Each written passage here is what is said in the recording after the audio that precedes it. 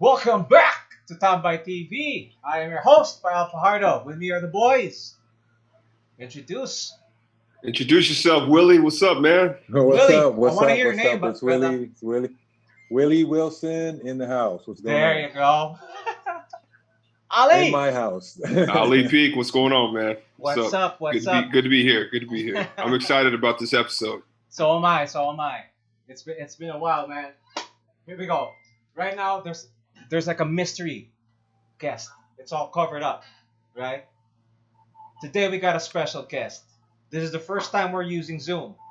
And speaking of first times, man, 3 to 4 years ago, it was my first time starting the podcast. The first episode I ever had was in a studio, but then I was starting to get guests from Elric Jundis was my first guest. Okay, we'll get him too soon.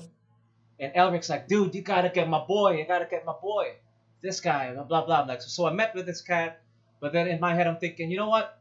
The studio's too far. Why don't I just do it at the house? In the what is known to be the Tambaaay cave, right? And this guy's so cool. He's like, okay, sure, man. And from this guy, dude, stemmed everything from where I am today, from what I do. And he's like the Obi-Wan to my Luke Skywalker. He introduced me into a whole new world of fucking making films out of the kindness of his heart, man.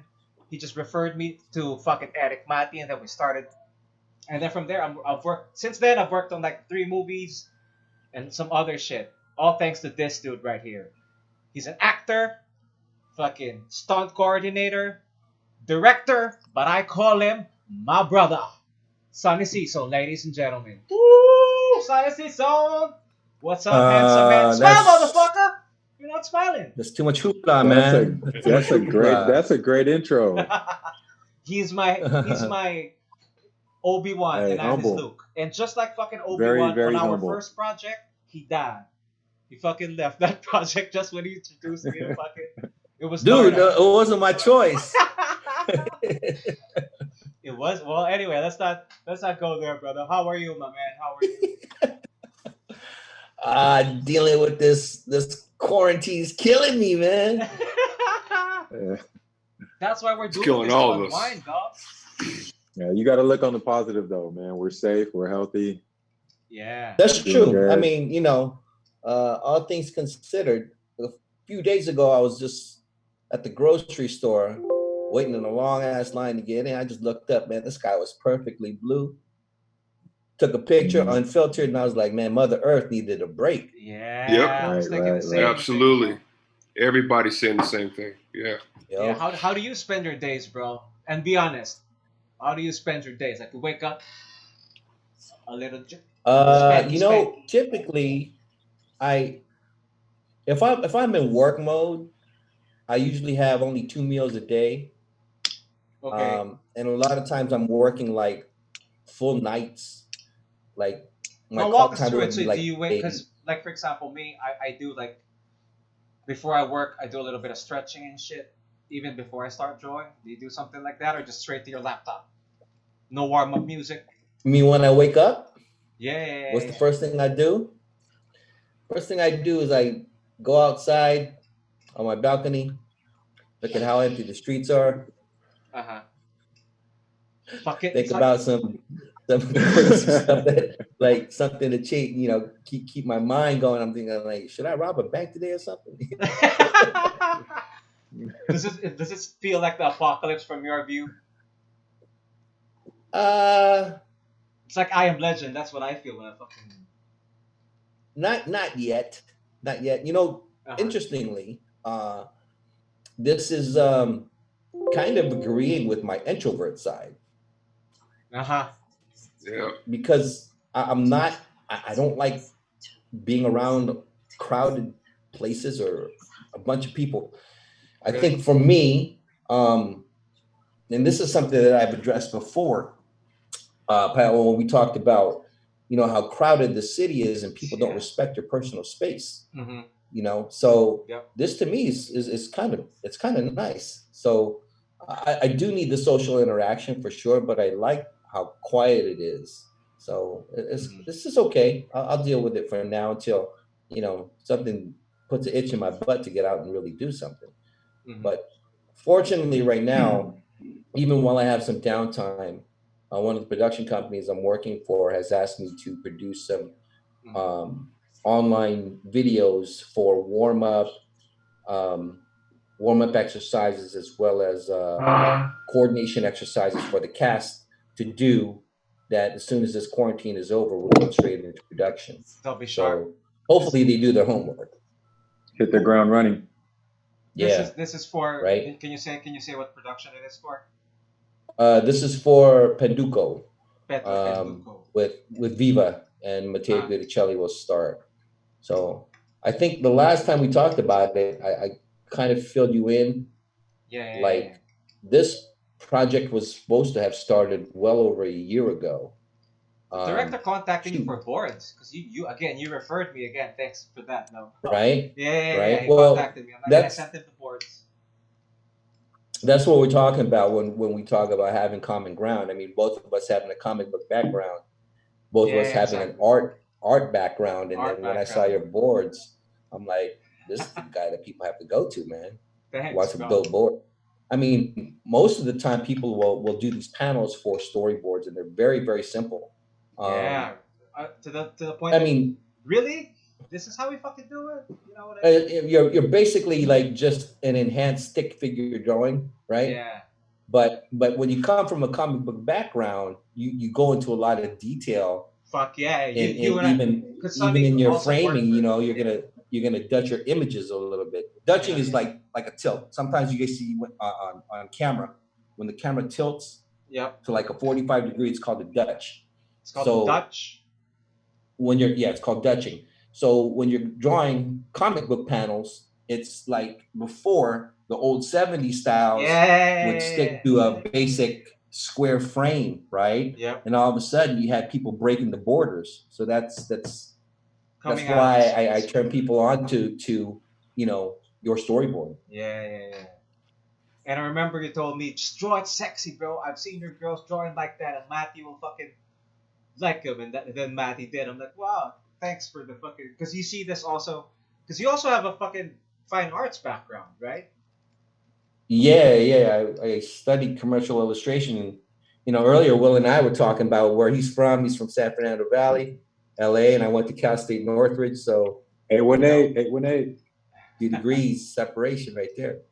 Ali, where in the States were you from again? I'm about 30 minutes away from where they're at. I'm over here in Six Flags Magic Mountain is? Yeah, my brother lives at Stevenson Ranch. Okay, no, I'm right across. I'm across the freeway. I'm over there in Northbridge, Valencia. Oh, you got Valencia, okay. Yeah, that's a small world, man. Yeah, I went to Hart School. I went to Hart High School out there. Yeah. Okay. Man, there ain't no. Well, there's about 15, 20% Filipinos there now. Great. It's a lot more diverse now than it's ever been. But yeah. Football and baseball is what they're known for. Hart always had an awesome baseball team. Yeah. Mm-hmm. Yeah. What year? So we're all around from the same area. We're all from the same area. Much, yeah. That's cool, man. It's really cool. But y'all grew up in LA, right? High school and all that stuff too? Yeah. Yeah, Southern California. I mean, Willie, you want to go first? Or you? No, you go first. Go ahead. No, I grew up in Pasadena before my father moved us to the suburbs, like way up in the main suburbs. Over there, we call Mormon country. It used to be, I don't know if it's still Mormon country now, but back then it was definitely Mormon country. So you're talking about blonde hair, blue eye. Ooh. a lot of white folks up there. There's still a lot of white folks up there. Not that there's anything wrong with that, but no, you know, it was just it was a transition that I had to kind of get adjusted to, because I went from being around Hispanics, Asians, blacks, a few white people, and then when we moved up to the suburbs up there in Valencia, back then it wasn't as developed, so you had a lot of crop fields. And it was just vast. You didn't have a developed city like it is now. And there was nothing but white folks. And that tripped me out. It blew, and it was a bit of a culture shock, because the way I would react to situations in a place that's more diverse is completely different from the way. I always say Valencia is kind of trapped in their own bubble. All right, there's white people in California, in Southern California, but then there's white people inside Valencia, and I really believe that the white folks inside Valencia are a little bit different than the white folks outside of Valencia. I mean, I could sit there and because a lot of the times because they've never ventured out of the city, never. I mean, so when they find out that I've been traveling, I'm such a jet setter, I'm going back and forth, and I've been traveling. They see my posts. I've been in different countries, especially when I was playing professional basketball. They're like, man, you travel a lot, and I've competed in Middle Eastern countries, and they're like, man, is it safe? Is it safe to be there? It's a Middle Eastern country. Aren't they? They might kidnap you. So it's just a different mindset. Different mindset. I'm like, man, you can go there. You can go hang out in Qatar. I'm white though, So it's just it's all they don't know, and the worst thing is a lot of them, not all of them, a lot of them aren't going to venture out that far. So from that aspect, they don't really know. No. I mean, look. A lot of these. Don't get me wrong. I'm not trying to sound racial here. I'm just saying that a lot of the people I grew up with, went to high school with, played basketball with, friends till this day, okay, are Christians of Latter-day Saints, and then they're just white folks. But when it gets down to politics and what they see and hear on television and social media nowadays, they just have this perception of how things are in other countries. And I think that the only way that you're ever going to find out for yourself, you have to go and experience it for yourself. That's the only way to do it. Yeah. But that's all I'm saying. Okay. Yeah. But there you go. Cool. Well, I got some questions, man. I want to jump right into it. Jump right in. That's okay. So jump right in. So bro. I saw Maria. Intro's done. Okay, all right, cool. I saw Maria today, and I really enjoyed it. And now, of course, your essence is in all that fight choreography. You did all the fight choreography throughout that entire film, correct? Yeah. Is that right? Yeah. Yeah. And I'll tell you what, the first scene, well, first of all, Christine was very believable for me. Yeah, she was. I thought she was too. I mean, out of all of the actors there in that entire production, she looked the most natural for me. She looked the most natural. She looked the most comfortable. So my question to you is, I mean, now when you took her on, when you first met her, when you first started working with her, what I've heard this from other martial artists, like I heard this from Jet Li, talking about like fight choreography, especially with Hollywood actors now that don't have that background. So what they do is they'll show them things, and whatever looks natural, comes natural to that particular actor or actress, they just enhance that. Was that the case with you when you were working with Christine? Maybe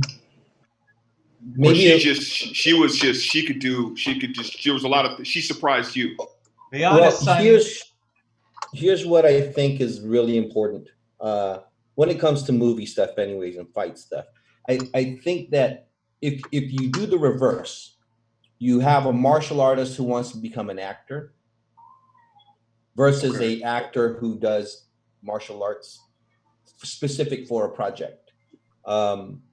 If you don't come with the emotional content, which essentially is the acting chops, the ability to express a feeling, emotion, or a line that also translates to the physical movement, then that's what's going to make it believable or not believable.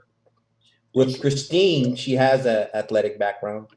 She was studying, I believe, BJJ, Brazilian Jiu-Jitsu, and had a little bit of experience with training Arnis, but not to the extent of what we wanted to show in Maria. Mm-hmm. I think she just soaked it in. After our first training, I knew that she was going through some personal issues at that time. So I don't think her mindset was there. But I said in order for at the time for her to sell her character, she's gonna really have to do a lot of homework because I didn't have a lot of time to train her per se. But she was there were moments where, you know, some of the choreography, what I don't like to do is chop it up so much. I would love the actor to show that they could put together a combination of moves or remember, you know, fight for at least 5 to 10 beats, 5 to 10 moves instead of cut. And it's just, you know, as athletes, you guys know that a lot of it is muscle memory. So it's just repetition. Yeah. Right? Repetition. Right. And once they get it to a certain point, whether they can do exactly what I want them to do, or they take what I do and express it in their own way, I'm cool with it, so long as I see it's believable. So with Christine, she brought that tension where she could go from being a mommy to being a badass, and it was believable, like you said. Yeah. The same question popped up with who did I think was better in terms of action? Was it Ann Curtis or Christine? I was going there. I know you were going to say that. Right? Go. In terms of, they both bring something different. I think Christine brought much more intensity. Absolutely. Because with Anne, it was and that's not to take anything away from Anne either. Because if you look at both of their backgrounds, they both have a sport background to some degree. You know, Anne likes to run. Sorry, bro, can you give them tell them which picture? I know the answer, but tell them which picture you worked with Anne, just to be clear. By Bust. For Eric Mati also. Matter of fact, Ali, I was about to say you look like Brandon Vera's brother, man. He knows Brandon. He's worked with Brandon too. Oh yeah, man. Brandon's a good guy, man. We did some charity works together about 3 years. Block screening. I didn't think he was going to show up. You know, he just seriously, real quick. He got off the plane, stuck in traffic. He calls me up. First of all, I'm about to lose my shit because I'm talking to Brandon Vera on the phone. Right. I'm like, oh shit. I'm trying to be cool, right? And then this is the first time ever talking to him. He just says, "Hey, you know, Ali, I just got off the plane. I'm over here in Clark. I don't know how long it's going to take me to get here, but when I do, I will get there." I'm like, "Hey, look, you know, he got there. Bottom line, he got there, and he was able to say some inspirational words, as inspirational message to the kids that were there." About to watch the movie Star Wars Rogue One. But yeah, he's a good guy. Sorry, go ahead. Yeah, he is. Brandon's a super good guy. But yeah, so it was for By Bust. And it was really interesting. Yeah, where Anne's concerned was Anne has a lot going on at the same time. She's doing her Showtime variety show. Variety show. So imagine that you do that in the daytime, and then you come to shoot the movie at night, and she has to take naps in between takes. So, and never once complained, you know, about having to work in the movie was shot over 55, 56 days, and the majority of those days you're wet and in the rain, and she never complained, not once. So, oops, sorry about that, y'all. Sorry. Anyway, so what I was saying is that they bring something different to it. Anne brings a certain, I would say, vulnerability. Because that's also what her character Christine needed. brings the heat. Right. Christine brings the heat. So in terms of, do I have a favor of one or the other? Not really. It's just being able to work with these different types of personalities and seeing what comes out at the end product that makes it really interesting for me. I have a quick question. Quick question. How do you choose which fighting style to incorporate in during during the movie. Okay, so I knew that was going to be asked at some point. Well, you're always ready, bro. you know, You're always ready. Pael and I have talked about this for a long time. So Yeah. the reason why I made it my mission Uh-huh. to actually live here is to promote the Filipino martial arts. When you had movies like, Tum Young Goon by Tony Jaa, which really showcased Muay Thai, Yeah. and then you had the Raid Boys showing Silat for Indonesia. Mm-hmm. I was like, where's the Philippines in all this? Where's the Filipino martial arts and all this stuff? Hollywood has used it, but they never really go into any detail of saying what it is or where it comes from. Just an example, in the the Board meantime- Identity uses a lot of, right? That's fucking FMA. They do. They do. They But do, no right. one ever fucking mentions it as much. They don't mention it as much. Yeah, interestingly, the director of Maria, the first movie I worked with him in was 2015 or 2016, The Entity. It's called Nilalang, with Cesar Montano and what's the girl's name, Pael? Maria Ozawa, was it? No, Maria Ozawa. Ozawa. Maria Ozawa. Okay. What's the girl's name? The Japanese actress. The Japanese actress. Yeah, Japanese actress. Hey, I tell. Hey, look. Ali's got Real quick. Maria Hey, no, story. man. I TV. Well, I work. I'm a sports broadcast analyst for TV5. We got a chance to interview her, man. And I tell you what, like, it's one thing to see her on screen. Actually, be honest with you, I had never seen her. That wasn't a slip up. Ali, sure. I watch a lot of porn. Like, don't. I mean, let's. You want to dial that back? My 14-year-old goddaughter is right here. Can't believe it. I appreciate your honesty. All right, but I'd never seen her before. Never. I heard of her, but I'd never seen her. Okay, so she comes in. This is the first time I'm meeting her. Okay, we're gonna interview her. First time she walks in. First of all, she's a lot taller than what I imagined.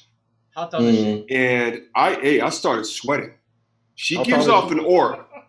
I can't remember. Man, she was tall About enough. 5'7" or 8. You remember? She's right. Okay, right, Sonny? Have you met her before? You met her. Yeah, we Man, worked. man, okay, yeah, she's tall. She's tall. Yeah. And you don't think anything of it, but as I was talking to her and interviewing her, I start sweating. It's crazy. Fair I was like, hey, she's kind of hot. Like, and you start getting a little nervous, and I'm kind of losing my. It's just on YouTube, by the way, Sonny. So anyway, go ahead, man. My bad. I need to throw that in. Go ahead. So yeah. Anyway, the director of Maria, I worked with him on that movie 4 years ago, Nilalang.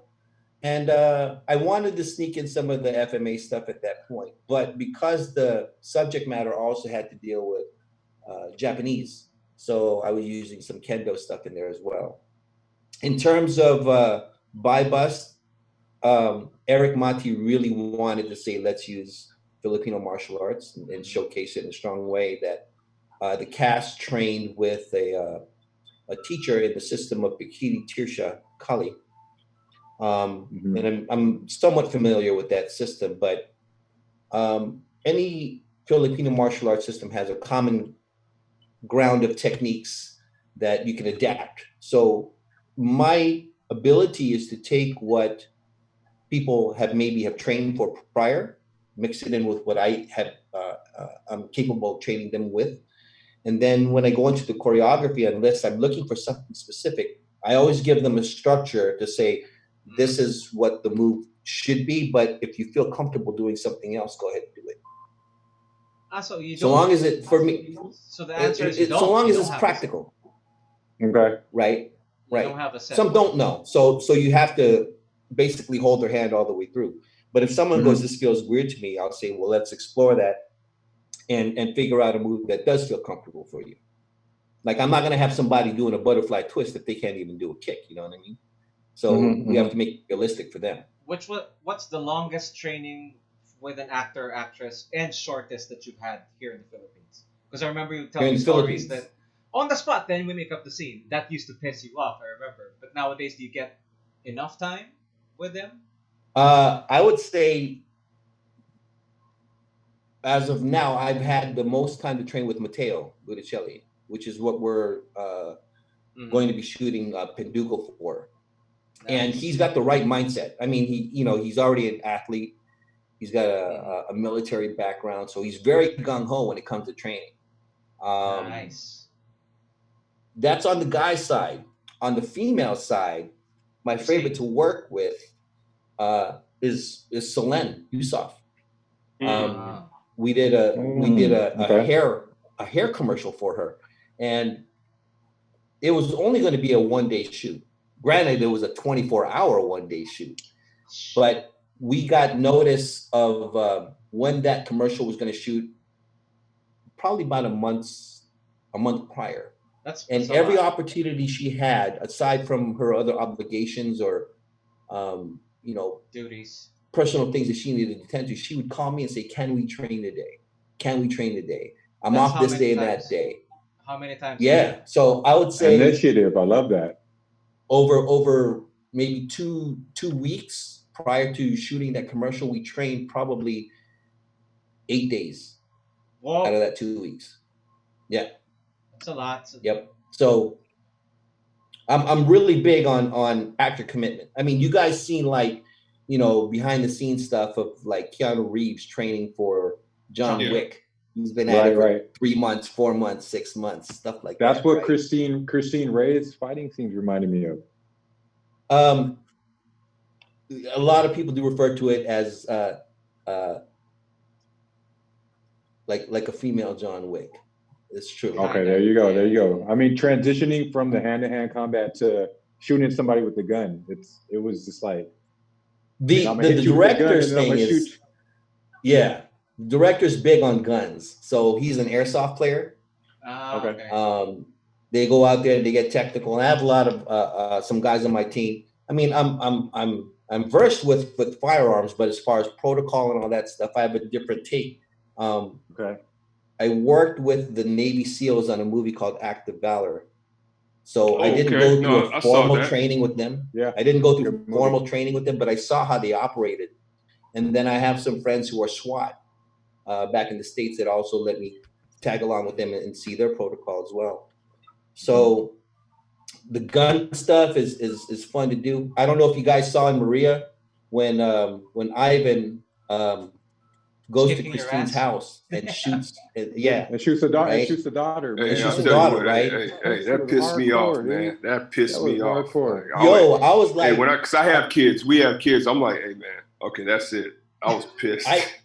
Dude, I was like, can you do that? Can you shoot a kid in a movie? You know? I was like, oh man, that's heavy. It's dark. But it is. Right? Very dark. That's really pushing the envelope. I'm glad they didn't show that the actual, penetration of the bullet. Yeah. Right. I think they showed the after effect, man. That would have been crazy. That would have been crazy. Right.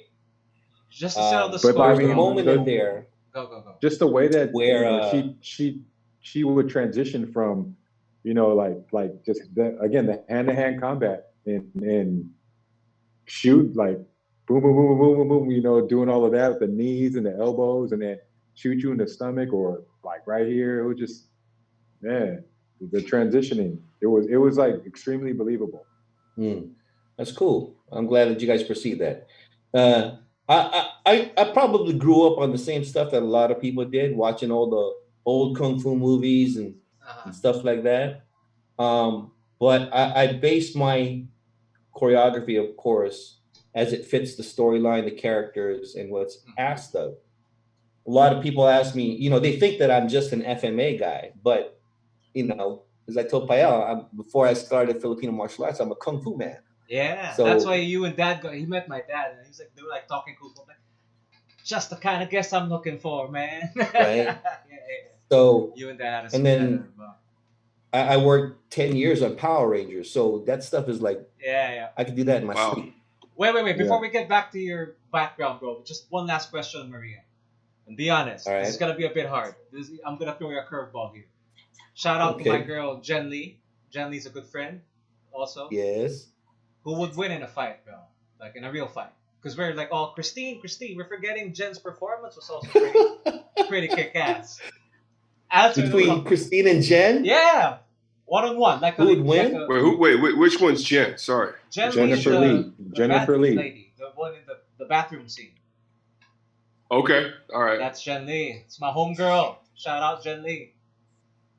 Yeah, who would win? Okay. No favorites. No favorites on a completely objective point of view. Not to say that. I won't say who win, but based on my answer, you'll know. Okay. Jennifer Lee is such a sweetheart. Yeah, she is. She's a super, super sweet woman. Yeah. And that'll tell you who wins. Cause talk about her skills, bro. Come on, let's give her some credit with what she's done and how easy it was to train her. Cause she, upon observing it, she gets a lot of the tumbles. Also, she gets like the kicks more than Christine does. That's what I noticed. So tell us about that. Jennifer has a taekwondo background from high school. That's why, exactly. Yeah. Right. And Okay. she also took it upon herself to train with some FMA teachers. So she learned how to flip balisong pretty good. Mhm. And there was some stick twirling that she was capable of doing too. So I don't know if you saw that the bar scene when she got into a fight with one of the Yeah, you with one of showed the me. Yo, baddies when you Barca, were right? when you were shooting it. Remember, we also did an episode and you were showing me the behind the scenes when she was in the kitchen. Right. Talking about the kitchen scene.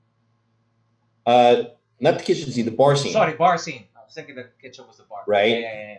So interestingly, I wanted her to do a butterfly kick, which is like the horizontal aerial kick, Yep. but off the bar, pushing off the bar. Mhm. So I wasn't sure she'd be able to do it, so I asked her stunt double to do it. And Jen said, "No, just show me what needs to be done." And yeah, the stunt double couldn't do it. Jen did it perfectly. So I was like, okay, let's That's go with her. this. So when you see that, that's her. Yeah, stunt double, you just Right. lost your job. Right. So yeah, the stunt double was a little embarrassed, but I was like, no, that's cool. If the actor can do it themselves, you know, that isn't like a high risk thing where someone could get injured doing it. Why not? And she was doing And it on then- heels too. Remember? She was doing it on heels. Yes. Like, God damn, Yes. And how so the fuck they doing this shit? that's what I'm really impressed about. Not just of course Christine and Jen, but women in general that have to do action stuff and heels and skirts. Yeah, You know, that's tough. they got to take a fall, and a lot of them are like down to do it. There's no place to hide pads, Yep. you know. Yep. So they gotta take some harsh falls. And you guys, as the athletes, know it's not unlike you going up for a layup or a dunk, and someone just knocks you down up in the air. You can get your air knocked out of you, or worse yet, you try to break your fall. Next thing you know, you break a wrist. getting something dislocated. Yep. And the Yeah, torture I guess scene in that I movie guess you was could crazy. say. Oh yeah, it reminded me of the Mexican cartel. KC, Man. KC, I was waiting to hear more Tagalog from KC in that movie. Just like I'm you just do, so- fuckers. You still look, don't look. know Tagalog, man. KC Sonny knows wouldn't more even jump Tagalog into than you it. guys. I'm so used to seeing Casey. I'm so used to listening to Casey I'm 100% mess around sure. on the radio, everything, and it was just. He had some good moments though. He had some good moments in that movie. I think the end was the when one he that stuck really. the thing up the dude's butt. Come on, man. No, like, That not was that. crazy. Not that. I'm talking Hit him about on a blocks few of moments. ice. A few moments before that, where he was just like, dude, he's knocked out. He's unconscious. Like, cause he still had that comedic Wake up! side, Wake yeah. up! Yeah, and then the end where he was like, fuck you, Greg. Yeah. But he looked like he was having a good time. playing a bad guy. even if he wanted to be pissed off, he's trying to be a tough guy. it still it comes off as because he's a funny comical, because right? we It's know comical. because we know but we know we him know we also actually know personally. Casey, Yeah. right? We actually know Yeah. Casey. But yeah, man. I mean, the three people that really impressed me in that film, to be completely honest with you, first of all, was Christine. The first scene reminded me a lot of Black Widow. Right. You know, Oh, there you go. It's reminded me a lot another of Black great Widow, particularly that's a great comparison. Black Widow when she was introduced, I think in Iron Man Part 2. Yeah. That's what it reminded me of, to be specific. And the boxing ring, right? Yeah. The boxing ring, but then also when Happy Hogan was walking down the hallway saying, "Hey, just stay behind me," and then she took all of them out. Right. You remember that? Right. Hey man, it reminded me of that specific scene. That specific scene is what reminded me of the first scene of Maria. Hey, Happy did his thing too, though. Happy did his thing. Happy did his thing with one guy. Yeah, he took out one guy. He took out one guy. You took out one guy. Yeah, man. That was my boy. That was my boy who John. He fought John. He fought Tambaaay Reed. Tambaaay Reed is Dwayne Johnson's stunt double. Okay, no, I've seen his Instagram account. Yeah. Yep. The guy that John fought in that scene is Tambaaay Reed. Tambaaay Reed is Dwayne Johnson's stunt double. Oh. Yeah. My boy. That's right. Big dude. Yeah. Yeah, you got something for Sonny Willie? I know you prepared something. I mean, this is not related to Maria. I just go. I did a little background. And I saw that you worked on Hawaii Five-0. By the way, I religiously watched Hawaii Five-0 from season 1, episode 1, all the way to. So sad to know what that season was he in? Well, I mean, I just remember, seeing from episode 1, Wo Fat, it starts with Wo Fat, and I'm gonna find out that you and Wo Fat are tight, right? Yep. It's my kuya. So you guys came up together. How much input did you have on the fight scenes in that? Because basically Hawaii Five-0 is like all fighting, basically.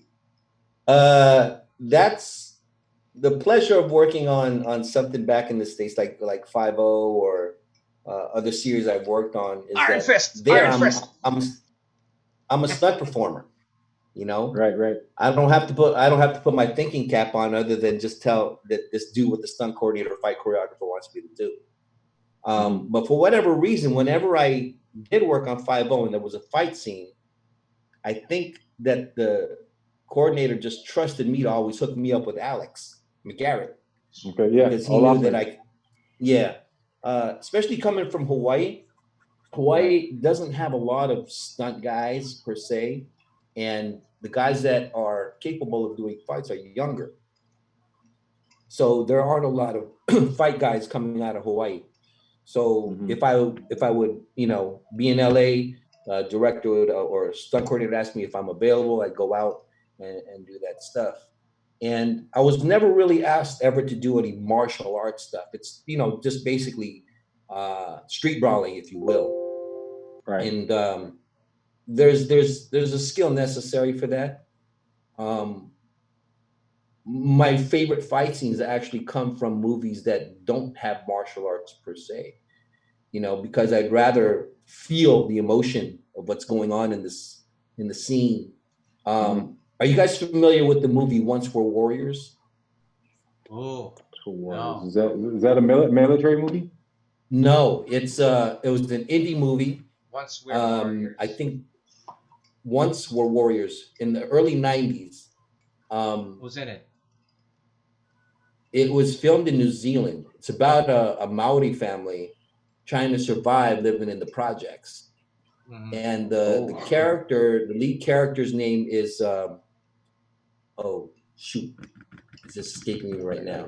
But he played Boba Fett in Star Wars. Yeah, Tamora Morrison. Okay. All right. Tamora Morrison. Yeah, Tamora. Yeah. Wow, So Willie Tamora beat us to the Morrison. punch, Ali. That was a Star Wars. Anyway, Right? go. So if you guys get a chance, check out the fight scene on YouTube. We can do the Once We're Warriors. Well, we might get Yeah, maybe we can. go. Yeah. And it's Once We're Warriors fight scene, maybe bar fight or Jake the Must fight. Anyway, that fight scene in itself is just straight street like right lefts, right lefts, right lefts. Mm-hmm. Nothing Okay. fancy. Nothing Wasn't technical. long drawn out. I'm checking it out right now. The Go ahead, keep intensity going. of it, the intensity of it, the acting behind it, to me is so dope that it to me is much more impressive than watching any really complex, intricate martial arts stuff. That's just me. Okay. With regards to like Mark DeCostos. Oh, yeah. that's his boy. Yeah, like Wolfat, basically. Wolfat. A lot of the movies that he's done, like for instance John Wick, but then even way further back, like Brotherhood of the Wolf.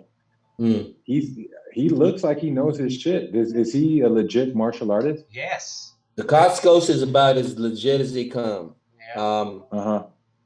He's one of the nicest guys you could ever meet, but he is, in my opinion, the most disciplined guy that I know. Yeah. That's Booyah too, right? His father is my grandmaster. Of course, it was his teacher. Nice. And so Mark has a mindset of being extremely well trained and disciplined in that respect, that he approaches everything that he does the same way. Okay. When I talked earlier about martial artists as actors and actors as martial artists, he's a martial artist first. Martial artists that come into the scene thinking that they're gonna be the next best thing since sliced bread, if they don't have the same mentality about taking up the craft of acting that they did with the martial arts, I don't think that they'll succeed. They're not going to succeed. Right. You have to be serious about the acting part of it. And course, Mark approached it from that point of view. I mean, the guy, I remember I asked him probably in the early 90s at that point. I said, would you ever do a movie where you don't have to throw a punch or kick? He goes, I'd love to do a movie that I don't have to throw a punch or kick. But I don't think he's ever been casted in a movie like that, has he? One. I think he did one. No, that's not true. I've been watching him. The first time I seen him was Double Dragon. Yeah. Okay. The reason I know Double Dragon is because I played the video game. Me too. Right. Now, so he's done a few projects here and there was just straight acting. One was called Boogie Boy, where he just played a musician playing on drums. He started with Joan Jett. So Joan Jett was in that movie with him. And then he did another movie that we both went out for the same role and he got it. It was called Roosters. All he was doing was playing the son of a farmer who participates in illegal cockfighting. That's it. Roosters. But everything else was all way back in the day, right? It was all fighting. But, well, to answer your question, when he got Wick, we had been chatting. I loved him in Wick. Yeah, right. So what had happened was, I guess it's okay to tell the story now. When that broke, we were also hanging out. Remember, you're like, "Don't tell anyone, but it will be out next week." Right. Right. Fucking Mark So he's a little bit older, right? Mark is 56 now. See, and for him to be able to move like that still, that's amazing. Right? That is amazing. So, and I think, if I'm not mistaken, I think he's gone vegetarian. Oh, he looks like I tried that. I tried it for 2 months. I couldn't stick with it. No wonder he looks so funny. Well, I'll tell you what makes it probably harder for him is that knowing that he's a Hawaii boy, that means he's got to give up the spam. That's the worst thing for you. I thought you were gonna say that the Loco Moco. That too, probably. Yeah, it doesn't help that his wife and his son have gone to culinary school, or maybe it does. I guess they can make it that gourmet. Yep. Making that gourmet. But, that's why I gave it up, because then my family, we love to eat. So I'm over here. We're going. What We're going Pinoy to family Boracay. doesn't? Right. Exactly. We're over here. We're over here going to Boracay. So I'm like a month out from when we're about to leave, and I'm like, I'm not about to be in Boracay and not eating seafood. I'm not about to be in Boracay and not eating this good buffet breakfast. So I was like, you know what? I'm gonna shut this vegetarian shit down now. Will, have you been to what's that one spot on they have a oyster sisig.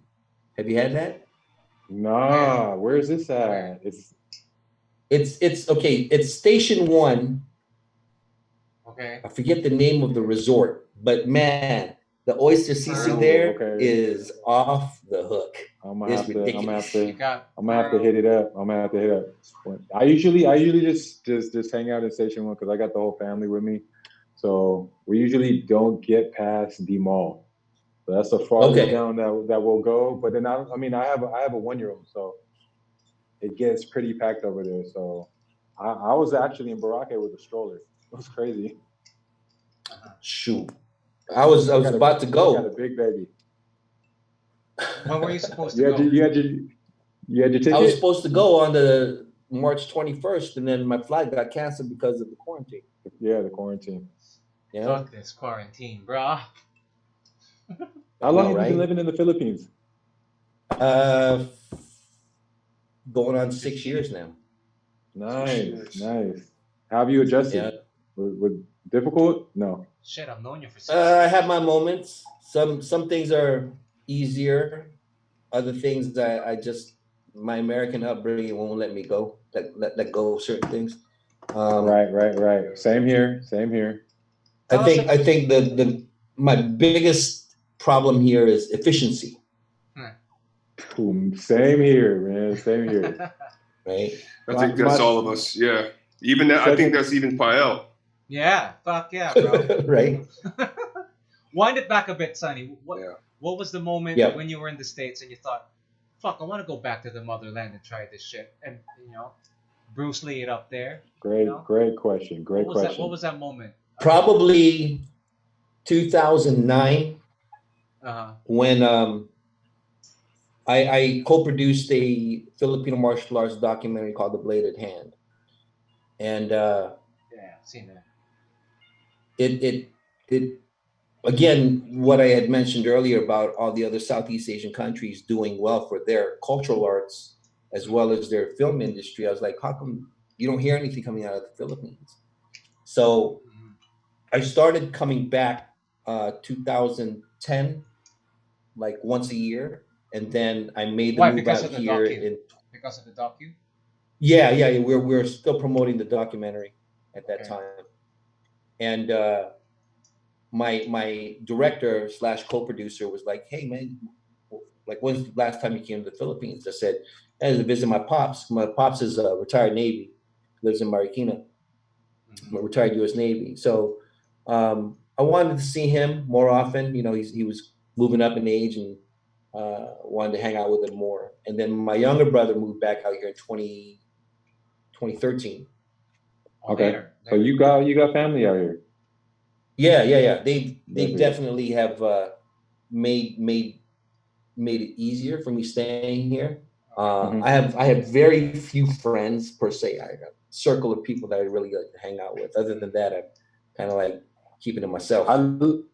I love how you represent the Philippines. Although were you raised predominantly in Hawaii, or Hawaii and San Diego? Yeah. Okay. That's why it's very chill. Basically, I'm not going to get into the demographics, but Hawaii, there's I'd say 30 to 40% Filipino.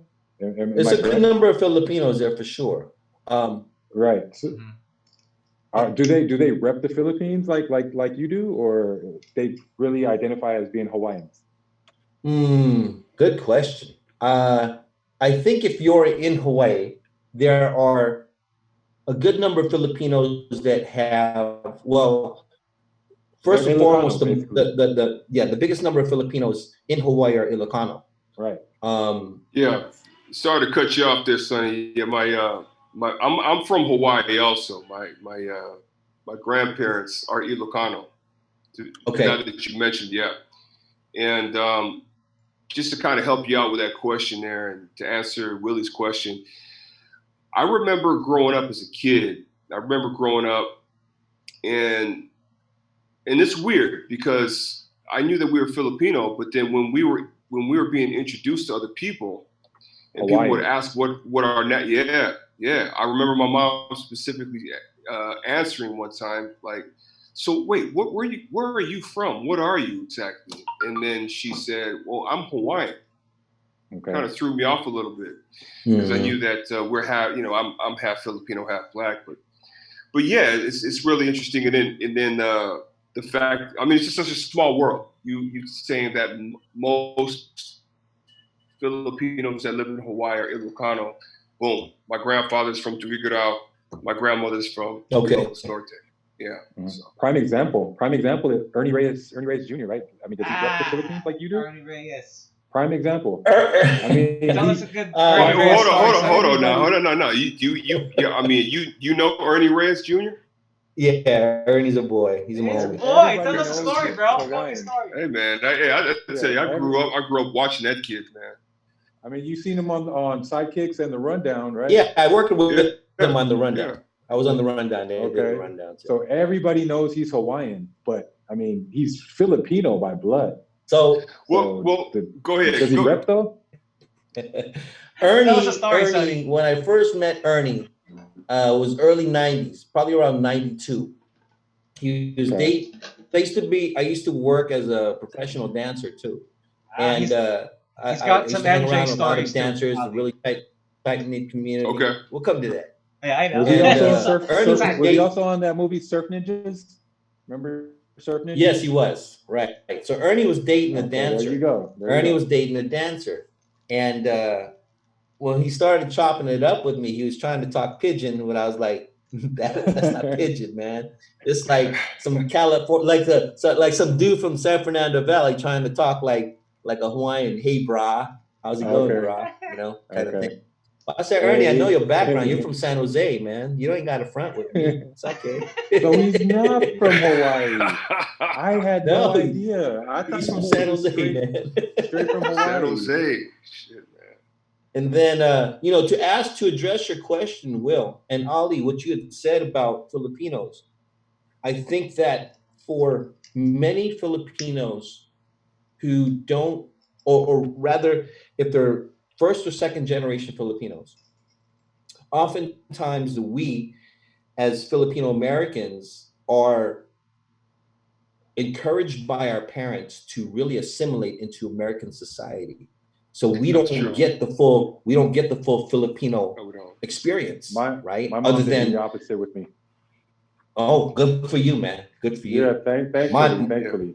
Right? Yeah. Find you a Filipino girlfriend. My mother, sorry, Sonny. Yeah, my mother never taught me and my sister Tagalog. As a matter of fact, if you met all of my cousins, none of them speak Tagalog. But my mother, her siblings, my uncles and aunts, they all speak Tagalog, except for my mom's youngest two siblings. Her baby sister, her baby brother. They grew up in the States. They don't speak Tagalog. How come you don't speak? That's very true. That's very true. But Ali, when you would go to family parties, and would they be speaking English or would they be speaking Filipino? It was Tagalog, English. Then the next 5 minutes, Taglish. It was a fucking roller coaster, man. It was English, Tagalog, Taglish, English, Tagalog. Just kept going. Because growing up, I don't like my parents. They didn't teach me formally, or my mother, because I'm half. She didn't teach me formally, but at every family party, because my family comes from Pangasinan, so the language is Pangasinense or Pangalatok, whichever one you want to call it. We might be related, Will. Here. Yeah. So what's the surname? Hold on. What's wait on? You guys might be related, man. I'm telling you. What's the surname? Ventanilla. I'm a Sison. Okay, so we had Ventanilla and Gal Sim. So those are the two main last names with our clan. It will be cool. But yeah, and this family parties back home, that's all I would hear. So even though you don't get formal lessons or formal teaching, you would still hear it like nonstop. So like for me, I moved here to the Philippines. I didn't know any Tagalog, but I knew Pangalatok. So I was like, man, and I had no idea that there were different dialects. So I'm like listening to everybody talking. Me I'm like, too. man, this is nothing like I've heard ever in my life. So it was crazy. No, but out of the three of you, who speaks the best Tagalog? Sonny, ikaw magaling ka na ba? Pwede. I'll raise my hand. Really? Yeah, we'll win. Ikaw kaya mo? If I because shoot, if I can't do it, then that's sad. Well, Sample, kaya mo na ba? Going back to Yali. Go, Sonny. Konti lang. Oh, konti lang. I was about to say that. You were saying that you guys were urged to adopt the American culture. American culture. My connection to my being Filipino comes through Filipino martial arts. Aside from my blood, of course, but my interest in Filipino culture started with my interest in Filipino martial arts. And interestingly, I did have negative experiences with Filipino society in mainland USA. Hawaii, no problem. But when I moved to the mainland, particularly San Diego, I found a big Filipino community there too. Yeah, huge Filipino community. Yeah, but they were hating on Filipinos. Why is that? Filipinos hating on Filipinos. And there's like this chip on the shoulder. That's normal. Right? But a big chip on the shoulder. Philippines. Of course. Right? Well, but Sonny, I know exactly how you feel because I experienced some of the same things. I just remember, even from my own family, like talking about, I'm just making their side cracks, side remarks, references, a lot of different things like that. And I didn't really know exactly what they were talking about until I actually came out here to the Philippines. But what's weird, and I don't know how you feel about this now. I mean, now you've been here for what, 6 years now, 6-7 years. Right. I've been here for as long as the same amount of time that Willie's been here. Yeah, we came out here the same year. Yeah, so when I go back to the States, or I'm around my family, or I'm around Filipinos who are like how you just described, it's a turnoff, man. It's a put off. Right. Like I'm just kind of like, stop hating. You forgot where you came from. Bottom line is you cannot erase where you came from, and right. That I don't know. It's like a superiority type of complex, which yes. I don't agree with. I don't agree with. It's just like Filipinos are Filipinos, no matter no matter what part of the globe you're from. To quote Big Willie, you never know where you're going until you know where you've been. Right. Number one, right there. There it is. That's a Big Willie quote, bro. That's that Moana interestingly,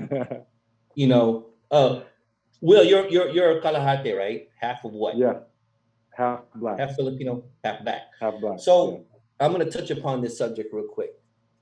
Why do Filipinos have an affinity for black culture?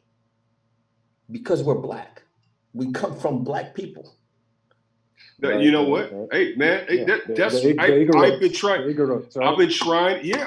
to say that for the longest time. I mean, it's evident. It's true. Yes, absolutely. The Igorots mixed with the Spanish, and then we have the Eitas. The Eitas were here before anybody else. Straight up black. The Negritos. Same thing. You see them. Yeah, go ahead, Sonny. Sorry. I was about to say that it wasn't like I was hating on Filipinos. I just didn't want to be around the gossip. Chismis. Right? But you Moso. know, my background in martial arts came from a mixed martial arts system developed out of Hawaii, and my primary teacher is African American, and he told me, "Don't turn your back on your own culture. You got some great stuff there, Sonny. So you need to look Yeah. into that." Fuck yeah. The Yeah. black man Nice. told Yeah. me, "Be Yeah. proud of who you are and Yeah. what your ancestors have done." You know, so Yeah. that opened up my eyes in a lot What of was he ways teaching you? Is to. this Kung Fu? Kung Fu master? Yeah, it was the Kung Fu system. It was the one Hakundo system under Yeah, Al yeah, Costos. But he's Speaking got of his own martial, spin on it because he does a lot of research and incorporation of African arts too. He's the one who got me speaking into of capoeira. whoa, okay, Capoeira. you That's got the little slave. Brazilian flavor. Yeah. That, Right? because it was also it's a So slave martial art, right? It was a slave martial art. They were hiding it in dance, uh, right? They were, that's what per capoeira, se, right? yeah, They were hiding yeah. it in dance. That's why But all the that's how movements. far back I go with capoeira also because you remember Yeah. Mark DeCosta did Only the Strong, right? I didn't see That was that movie. I didn't see that movie. check it out. Only the Strong. It's a capoeira So movie. I'll write the show. And I'll he check it out. played I'll check it out. Wait. I think I uh did. They got it's got a lot of music in it. yes. Am I correct? Okay. I've Yes. seen it. So Yeah. Way he tried to get back. me on as a stunt double. That was back got in that. 1992, 92 maybe. But I you're think much I taller picked that than up at fucking Blockbuster. Mark Dacascos. You're taller than him, right? Mark Dacascos is like Just an 5'. inch taller. Yeah. But so like we're talking about the discipline, he stayed in shape. My ass got fat. I've been But calling you're you behind out, the bro. camera now, though. I told you you You're gained a behind little the weight. camera I wanted now. to call Hey, you out. It's on that, different. man. Start. What Sonny. happened? Oh wait, did we lose? Okay, no. Sonny, I got There you go, another back. question. Y'all This flip is also sides. very like you were talking about the common denominator. Seems like when you're describing actors, that are actors that are acting. Okay, you said it earlier. Martial artists acting. that are acting and actors who are, you know, Who know martial I don't arts? got the phrase. Yeah.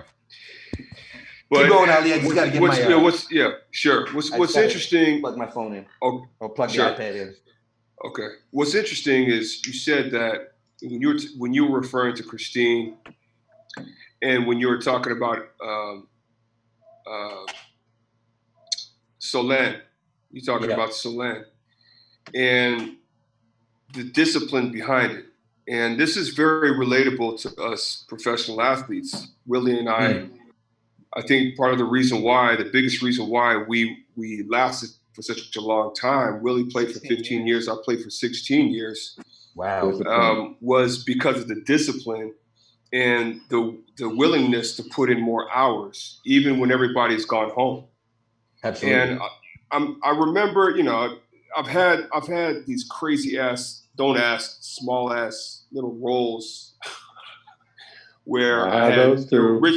Richard Gutierrez we're friendly with one another, and we work out the same gym. We used to work at the same gym, and one day he just asked me, "Hey, do you think you can be a bad guy in this fight scene?" I said, "Man, yeah, sure. This is cool, you know." Man, I'm trying to get one of those. But what the thing was, I remember watching him. I remember watching him work, and we were there, I think, for 2 days. And Curtis's younger sister was there. Okay. What was the show? Ang Panday. Pandai. Okay. Ang Panday. My bad. And it was cool, man. I mean, so I just remember watching him lift up the work seat throughout the entire day.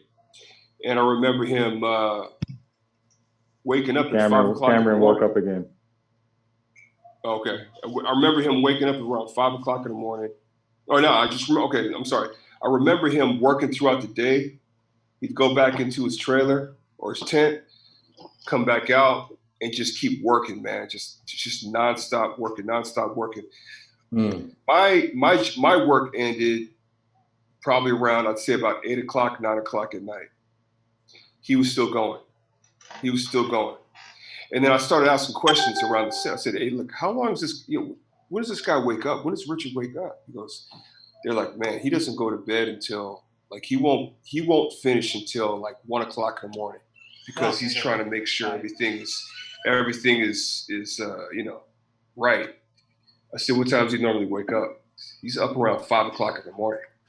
Okay. So it's kind of like it's very relatable to us professional athletes that have stuck around for a very long time and have built that reputation to where it is the discipline. At the end of the bottom, you have the talent, but at the bottom, at the end of the day, it is really the discipline that keeps you relevant in whatever business that you're in.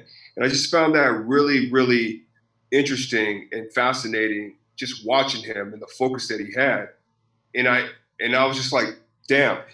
And I don't understand why I had this perception of actors that it was just kind of like we do our little acting and then we just go into the trailer and we don't come out until we necessarily have to. But no, these guys are the real deal. These are, it's very impressive to see that. So I can only imagine what it was like when you said, because what got me is when you said Solenn, man, Solenn wanted to work when no one else wanted to work. She wanted to work at different hours of the day. So, I mean, she really wanted to commit herself. Christine, the same thing. I think it's something that you touched upon is dependent on that actor or artist in how they view themselves. Some have an absolute respect of the craft, but the industry in itself here really doesn't develop actors. They develop celebrities. So, I see. I like how you differentiated the two. I like how you differentiated. But you know what though? But you know it's true. It is true. I mean, okay, Sonny, all right. Like, I mean, let's just be real here. Like, no, obviously, I'm not versed in acting or performance, but you could sort of tell what's authentic and what's not authentic if you're just sitting there as an audience member. Even though I'm treading on thin ice here because I hate it when fans think they know everything about the sport that Willie and I play, right? But for me, the three most authentic performers, the people that I thought they were believable to me in Maria. I told Pael this earlier. I said, Christine was the first one. Second one was Boss Greg. Or Sarah Gray, right? Who was the third one? Oh, shit, man. Put Freddie.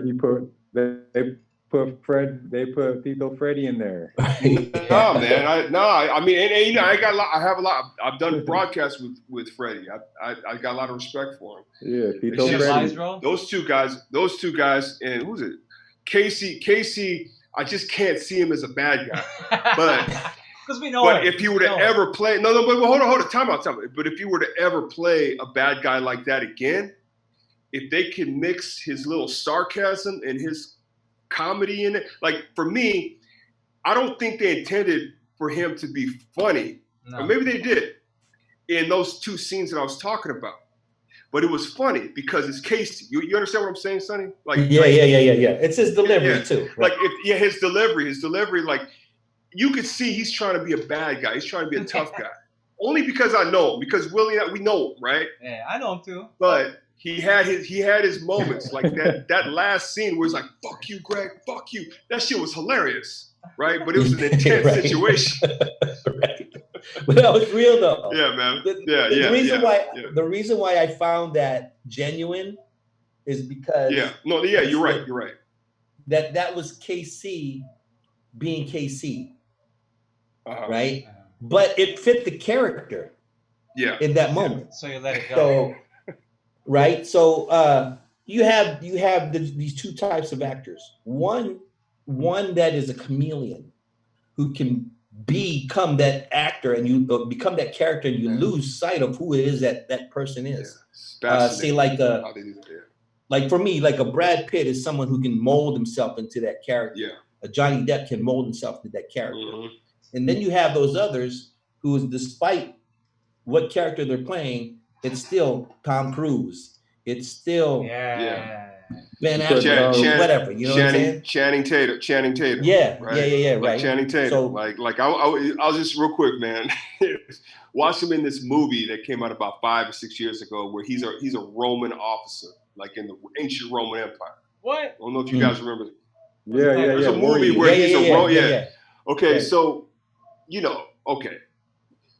but it's you know how he sound like he was trying to speak how they spoke back then, with an accent. but all I saw was the dude from Coach Carter. Like he sounded like no matter how hard he tried, he sounded like the same guy from Coach Carter. And it's almost like that in every movie that he makes. Hey, I like Channing Tatum, but I'll go watch a movie that he's in, but he is almost the same guy in every single role that he plays. Yeah. Right. I don't know if you guys agree with me on that, but there's movies where you go specifically to watch that actor because that's who that is. You know what I mean? Like Tom Cruise is a classic example. Yeah. Everything that Tom Cruise does is Tom Cruise, with the exception of Born on the 4th of July. I love where that. He became something else. That is true, yeah. He should have won something. Right? But everything else is always Tom Cruise. That was a pretty intense movie, man. I felt for him. When he came back from Vietnam, oh my God. Like, how do you he turned into Lieutenant Dan. Yeah. I mean, you got no fucking you have no opinion. You lost your manhood. I mean everything, man. I mean that's Lieutenant Dan. Yeah. Right. Yeah. Right. Yeah. Yeah. So yeah, when it comes to that stuff, I also recognize a movie that has its value of a genre movie, like an action movie that has good action. But for me, it still comes down to how good is the acting, how good is the story. Yeah. Right. Yeah. If the action is gratuitous, meaning that they start doing stuff for no reason, or it seems out of place, for me, it doesn't sell the story. The story has to be of interest to me first. So when you take something like Matrix Reloaded, was that Matrix Reloaded? Okay, there you go. That was fucking long. I'm like, really? Look, first Matrix was dope. Yeah, the first Matrix was crazy dope, right? Yeah, I know. Matrix Reloaded and Matrix Revolutions bored the shit out of me. Out of me too, like, bro. Out of me. You guys, part three had me all fucked up. Like, especially as soon as he learned how to fly, I was like. And hey, no. I love part two. I love part two. There's some great fight scenes in part two. The third one is the one that really, I almost fell asleep. No, to your point. As soon as you learn how to fly, go ahead. Just like the long and the short fighting. Yeah. Stories, everything. Go ahead, Sonny. Go ahead. Like if we talk about Maria, for example, it's a formula movie. Revenge. It's a revenge. It's a revenge movie, but right. It's how do you take this material and make it seem authentic and original as it can be anyway, and we all know that there's not going to be any surprises per se because it's following a specific formula. But the commercial success of it is that it's able to compete as a Filipino production. It's able to compete in the global market, right? Which it had a much more polished look than any movie that I've seen here. Yep. And that's of any genre. Which is what I was going to touch upon. What? I'd agree with you. What was that? Bybus was also pretty clean. Your work on Bybus was pretty.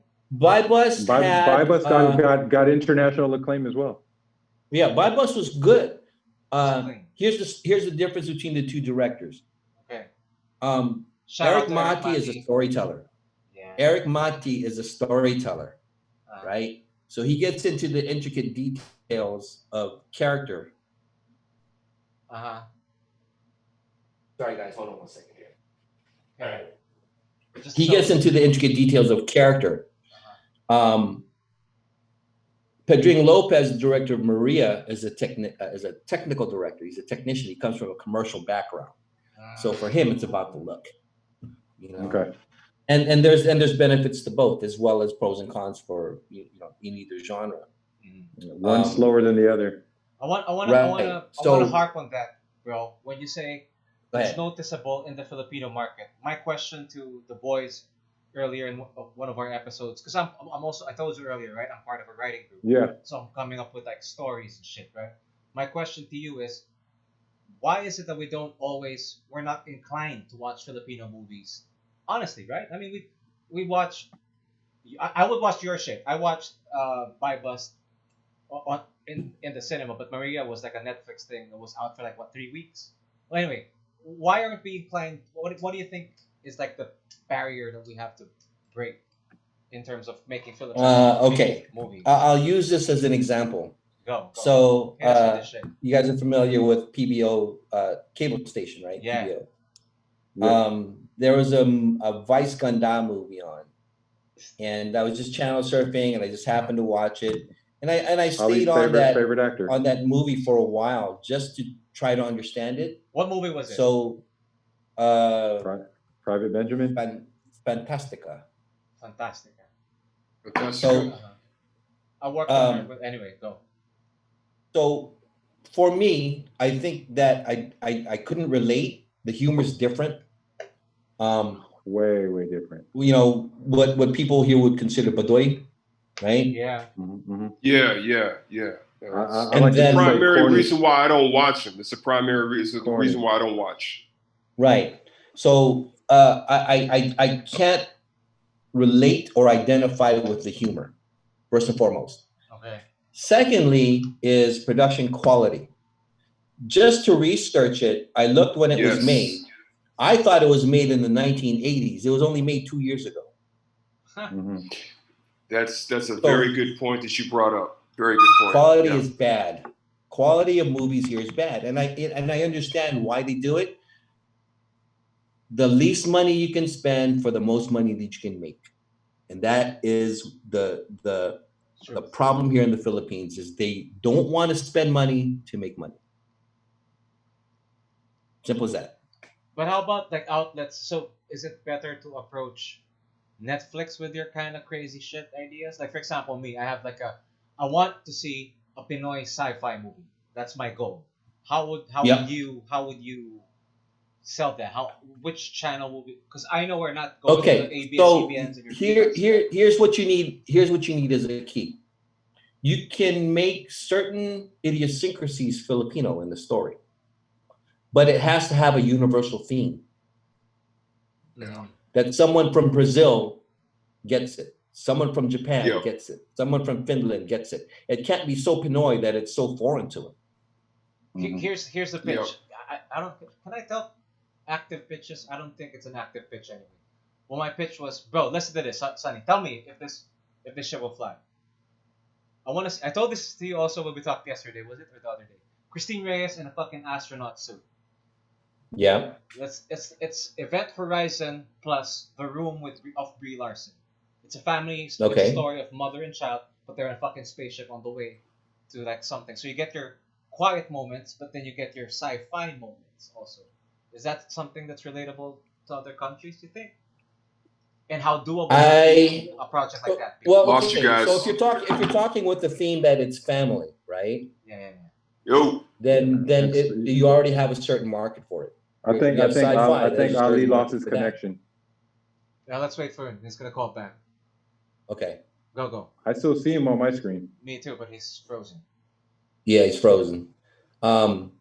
You have two types of subject matter that has a market: sci-fi and family. Exactly. That's why I did it. That's why I created the pitch. Okay. To marry So those beyond that, something. right? So you're not going to get into heavy effects. Exactly. And those effects have to be good. Yeah. If you're going to simulate space, right? You're going to simulate space to some degree. Which everybody relates to that. Right? So you're at some point you're going to have zero gravity. Wire work. People floating around. For sure. Wire work. Good wire work, which Good there wire is work. really none here in the I country. can imagine it. Well, you were able to Right? pull it off a little bit with Darna, weren't you? You explain how hard Darna? that was. For Darna, the wire work, we talked about this. I want you to tell it. No, there was no wire work because I was going to hire guys from Thailand. Explain the access. You were explaining something about the access of like how many access or fucking wire work has and how much is needed. Was it? Well, depending on well, okay. Remember, Eric was talking about he wanted her to swoop down exactly from yeah, like yeah, yeah. some height and then fly 2 feet above the ground while he takes everybody's legs out. Yeah. Dude, We drew do you that know crazy. how much that's a lot of technical work involved. How many that pulleys do platform. you need for that shit? Like 4 pulleys, I remember. Dude, you know what? Yeah, you can do it with hand pull guys, but that's going to be really tough to do. Mm-hmm. On that one, you actually need a mechanism called a traveler, meaning that, you know, if you hooked up your wires to something above that goes straight across that's on some support system, it's mechanized, right? Yep. So trying to do that with wire work, if it was just a hand pull, if it was one continuous shot, would be very difficult to do. Yeah. To swoop down from a certain height, come down 2 feet above the ground and fly through, that'd be tough. Sorry, let's get back to that. So who and where do you market it? That's something like that. That knowing that they've you know, here's the advantage of the industry now. It's such a different world where entertainment's concerned that you have so many platforms through which you can get stuff streamed. So Netflix isn't the only answer. If your project has a certain amount of a budget, end of the day, how there you go. What's up, Wally? Welcome back. Oh yeah, sorry about that. Wasn't that Seri? Seri was on her wallpaper. I saw that, bro. I caught that. That was crash landing on you right there. Who? It flashed. Anyway, sorry, Sonny. You were saying. Who's aside from Netflix? Who else we got? You could even start off with what's the local one? It's another Flix. iFlix. iFlix, and then there's one even more recent here. I forget what it's called. What's the other one? But there's so many streaming platforms that you can get it done. You can also VOD it yourself, you know?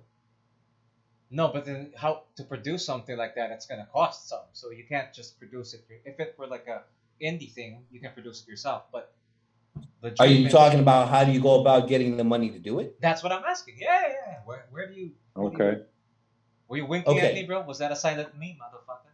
Was that what you were?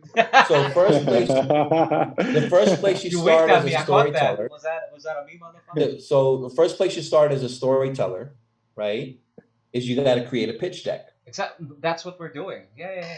Right. Got that. Once you have that, then you go through. You can go unsolicited, meaning that you submit something into some production company and say, "Take a look at this." How does see that if they're go? interested. How does that go? Where does that? Where do I pass? Who do I give it? That's tough. Well, end of the day, you know, since you have some ends now, you know, talk to the people that you know at Viva, talk to the people you know at ABS, and say, no, that's the thing. I know that they're not gonna do something like that, right? That's the challenge. That's why I'm putting on. If you come up with something like that, that's gonna be more than we don't got the tools. Do you think Mother Base has the budget? Yeah. Do you think Mother Base has the skills to do something like that?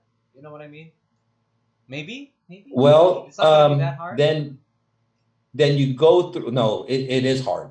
End of the day, the entertainment industry, regardless of what position somebody's in, is always looking for money. Of course. And you said ABS, CBN. Didn't they shut down already? Which one? No. They have ABS, CBN? They're still functioning. But what I think that ABS is going to do is they're going to focus on content.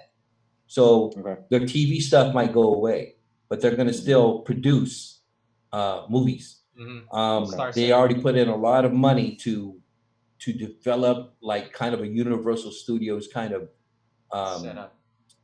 business out in Bulacan. Oh, really? So really? They're still going to be around. Definitely going to be around. But they also understand that. What? ABS also understands that. In Bulacan now. Yeah, I don't mind. Right?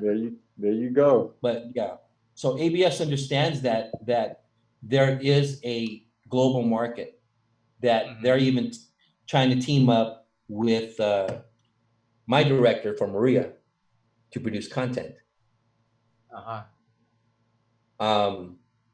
I've been offered to direct stuff, but the scripts that come across my desk, I'm like, no. That's fine, brother. If I this. send you a script, that's what I'm sort of saying. I'll send you a fucking script, give it a read. Let's see, right? Where we could put it. If it comes down to me directing, tell you the truth, I don't want to direct. If I do direct, it's because I want to kind of show like this is how it should be done. Exactly. That's a dream. That's the dream. That is Process. But no, it's more the process than the storyline in and of itself. That would mean like me working not just as a director, but as a producer as well. Because I would be a little bit of a control freak in the situation to make sure that I have the right people on the team. Mm-hmm. Yeah. And you're putting forth the best possible product. Yes. Yeah. Exactly. That is recognized worldwide, globally. Right. And from that standpoint, from there, that's a platform of just sort of, putting the Philippines on the map. Not on the map, but a different type of map. If that makes any sense. I think with there was two things that I had in mind to do when I came here. One was to raise the standard of action here in this country. You've done it, bro. I'll tell you that. Mm-hmm. As far as that's concerned, I'm cool with it. I feel like that part has been accomplished. The second part is to bring international productions to come back to the Philippines and shoot. Yeah. Which is going to happen soon because I have a movie coming up again with same director Maria that we have Sam Worthington starring in. Sam Worthington was the lead actor for Avatar. Yep. Right. Oh yeah, okay. All right. I like so, him. Yeah, we got that movie happening here in Australian guy, right? October. Sam Worthington. Yeah. Yep. Cool. So yeah. As far as I'm concerned, mission accomplished. Beyond that, everything's icing on the cake.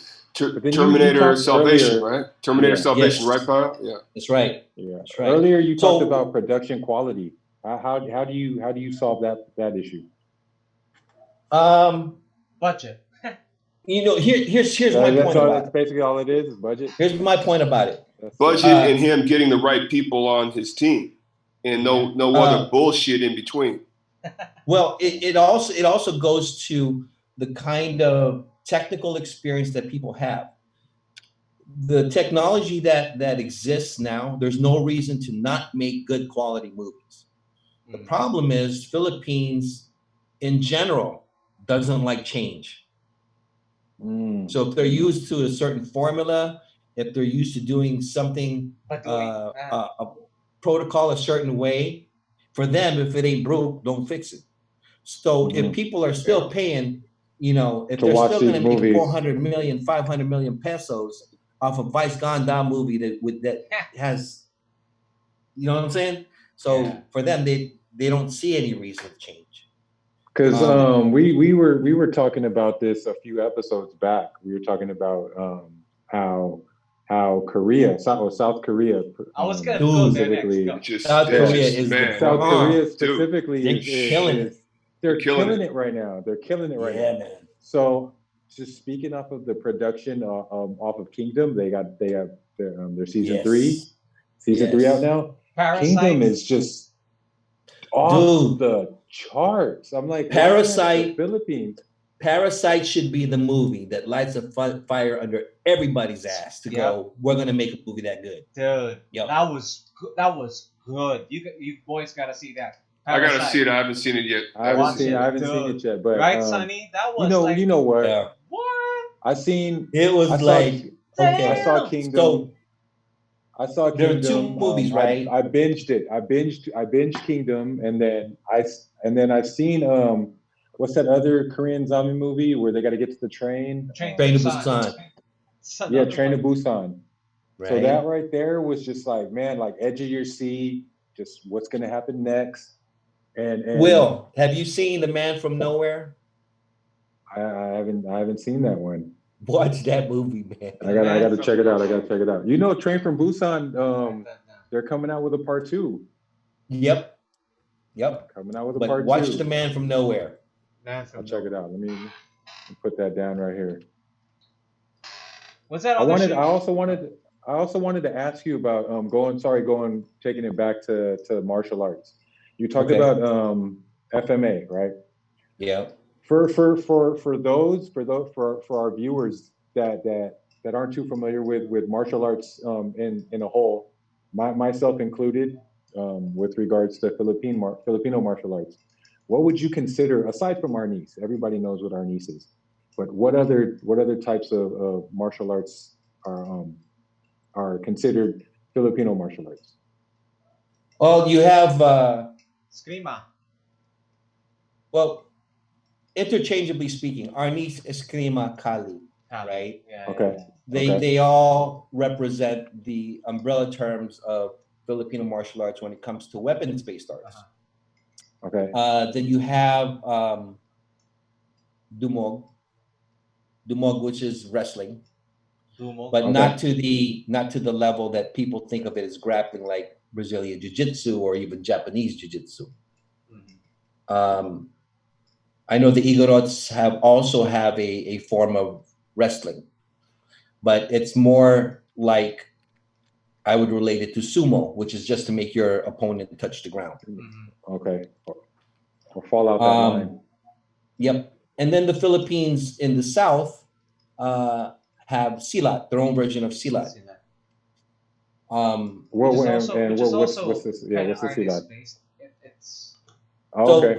The silat stuff. The stick fighting.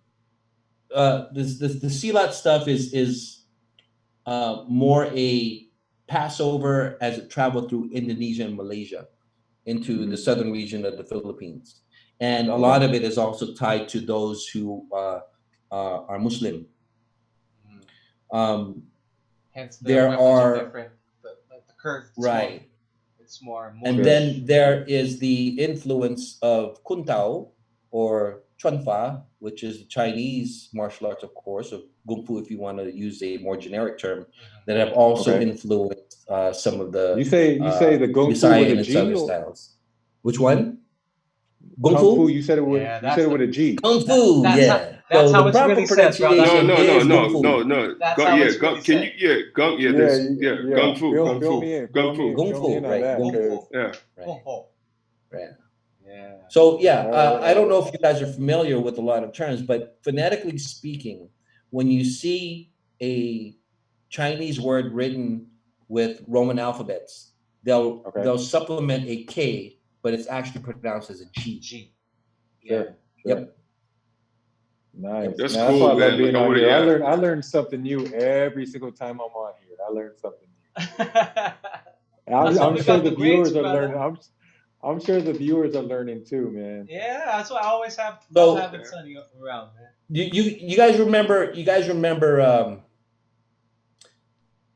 was one of the Chang Cheh movies. Okay, you guys remember Five Deadly Venoms, Kung Fu movie, right? Right. Shit, I don't remember this. I gotta write down. I'm always writing. I haven't seen You don't know Five Deadly Venoms? No. That's what I'm writing it down. That's Shaolin. That's Shaolin. Check it out. Let me look it up real quick.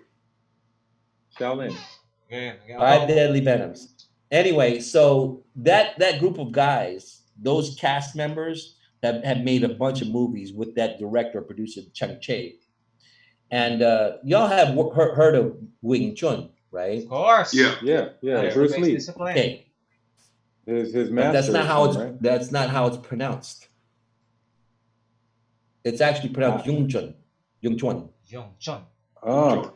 Yung Chun. Not Wing Chun. But if you stretch it out, you'll get the accent when you stretch it out. It's like instead of like doing the hard W's, just call it like Yung Chun, right? Right. Yun Chun. Yeah. All right. Okay. Right. It's like you're missing the first letter. Just pronounce the second. Okay. That's how whatever the consonant in the start is, you're just sliding through it. Yeah. Yeah. Nice. Right, Ali, you got something? So say, Pael, man, we want to get. I heard, Sonny, you are you're a big Star Wars and Marvel fan. Is there any? Is that yeah, consistent? He's a geek, bro. He's an artist. He's a comic book. Sorry. Okay, because Pael was telling me. So What was your question? Oh no, go ahead. Go for it. Go for it. No, question. Well, I saw the original Star Wars in the theater. Yeah. I remember 1976 in Hawaii, sitting in the last row. You know, I've had a lot of friends that have worked in the Star Wars movies. Elric Jundays. We talked about Okay. Elric. All right. So, well, you know, let me. You know what? I enjoyed. Believe it or not, Pael's gonna look at me like, "What the you're fucking crazy." But No. I actually did enjoy. I enjoyed Iron Fist on Netflix. I did. I did too. I did too. And I don't know why everybody's hating on it. Now, what I wanted to ask is what's the actor's name? Is he Danny Rand? Danny Rand. Danny Rand is Finn Jones? Does he have a martial artist? Does he have a background? No, he doesn't have. Man, hell no. But let me just hey Willie, man, let the man of the hour answer the question. Okay, so Jessica Henwick, I'm sure, has some sort of a background. No? She didn't, but you can tell by their performances who put in the time. Okay, there you go. There you go. I thought she did, man. I thought she did. Because she was doing martial arts on Game of Thrones too, right? That's true. Yeah, but we're talking about different. Specific to what each character is supposed to do. Right? Oh, okay. Do they do it on their own time? Wrong person. As something that supplements their character, or is it a passion or interest of their own? No, it's what they have to do as actors. Let me ask you this: Who is now a lot of trainers? Willie knows this.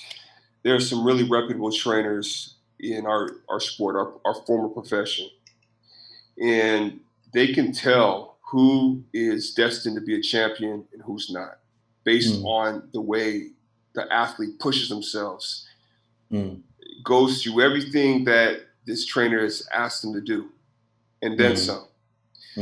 Has there ever been? And maybe you answered this question already earlier in the episode. I know where you're going. But has there been any actor or actress that you said, shit, man, like this person has what it takes to be something really special, based on the amount of just based on the first, because I'll tell you what, Willie and I were talking about this the other day. We because he coaches now. I used to coach. I could see can't tell you how many people have come up to me and said, hey, or how many parents have come up to me and said, hey, my son can play. I want you to take a look at him. I'm sure you've heard that before as someone that has been in this type of industry for the longest time. I'm sure you've heard managers, whoever, parents say, hey, look, I want you to take a look at my son. He's the next action hero, whatever. I don't know if you've heard that before, but we've heard it. And after 5 minutes of watching this kid play, I give about 10 minutes of watching this kid play, I can already see that, no, this kid is not going to make it on our team. This kid just does not have what it takes to get there. Have you ever experienced that? That's one question. The other question is, what actor or actress have you worked with in the past? After 1 hour of just working with this person, you said this shit. She's different. Got it. He or she's got different DNA. Because in our profession, we've experienced that. Yeah, we've experienced that. I'm talking about the package of acting and being and having to execute these fight choreographies, if you will. Yeah. Oh. Top of mind, not playing favorite. Top of the mind, yeah. Who stands out? That's a tough one, y'all. I mean, not the best, but just say you walked away saying, shit, this person's different. Because Willie, you can agree with me, right? Like whether we trained against this person, or if it's like a rookie coming in, trying to he's working out with the team, he hasn't been drafted yet, that type of thing. Yeah. And we're just like, no, this boy's different. This boy's different. Yeah, I've seen it, man. Yeah. This guy's about to take my position. Yeah. I'll say this with one person that I've worked with here in this country. Y'all have met him. Y'all saw him in Maria, Ivan Padilla, younger brother of KC. He takes acting extremely seriously, and he is a very well-versed Brazilian jiu-jitsu guy, a real Brazilian jiu-jitsu practitioner, and he picks up choreography brilliantly. And puts his own spin on stuff because he has that analytical mind to see what works or doesn't work. There have been times in several projects I've worked with where I asked him for his expertise as a grappler. I'm like, I'm trying to get to this move here or execute this or that. Would this work or not work? And we discuss the flow of it, going from a stand-up hand-to-hand to something that ends up on the ground. But more than just his expertise as a martial artist, I respect the fact that he takes his acting very, very seriously. What might hold him back is works for him and against him is he's mestizo. Yeah, I was gonna say that. Not Pinoy. Doesn't know. How is this Tagalog though, Pael? How's this Tagalog? I don't know. He I can don't speak. know the dude. Pretty good. He can speak. Yeah, he speaks. Yeah. I'll tell you, there's one part. Sorry to cut you off there, Sonny. There's one part in the movie where he was. I just started laughing, man, because that's something that I would do, right? Like he's pissed off. He's halfway through, like towards the halfway mark of the movie. He's pissed. He's like, I don't trust Victor. I don't trust that motherfucker. Like he was pouring. You remember that scene? He's pouring himself a drink. He won't even look at the camera. He's like, I don't trust that motherfucker. You know, like how many times I've done that shit before. Maybe not the same rhetoric, but I've been like that where I've been pissed off and I'm just so pissed that I'm pouring myself a drink. I'm just like, motherfucker, drinking, whether it's in the bar, the club, or at home. That shit was hilarious, man. That shit was hilarious. But go ahead. Ivan's somebody that I could see has a lot of that potential, and he did a lot of movies or TV back in the States too. Lucifer, right? Lucifer. Right. He worked on Lucifer. Okay. Oh. Yeah. I didn't know that. So he has the chops. How about on the other end of the spectrum? So here's something that I don't think you guys are aware of. If you notice when it comes to leading men, most leading men have a deep voice. And a lot of people don't get that break because they sound too boyish.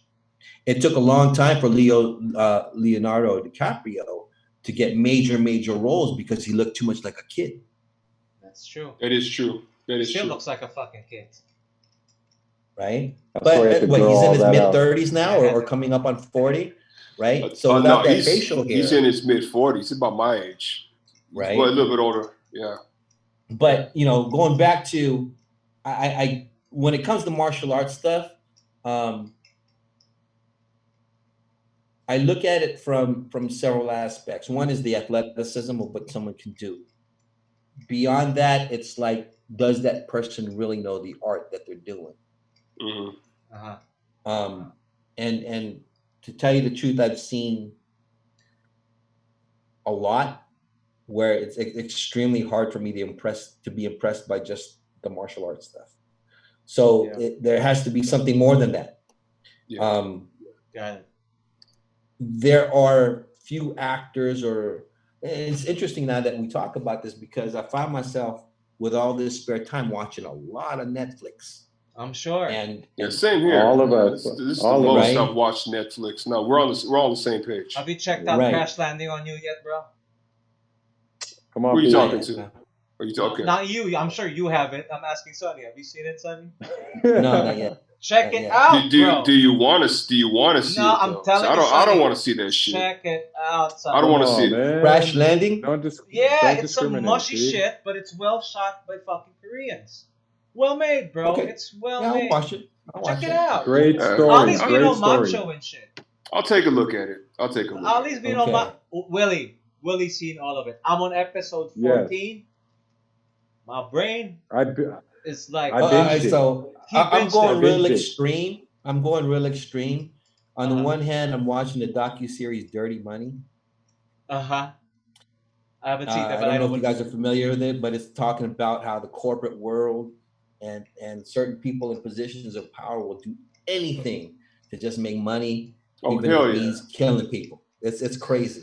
like what's And going on then, right now. Like what's going on right yeah, now.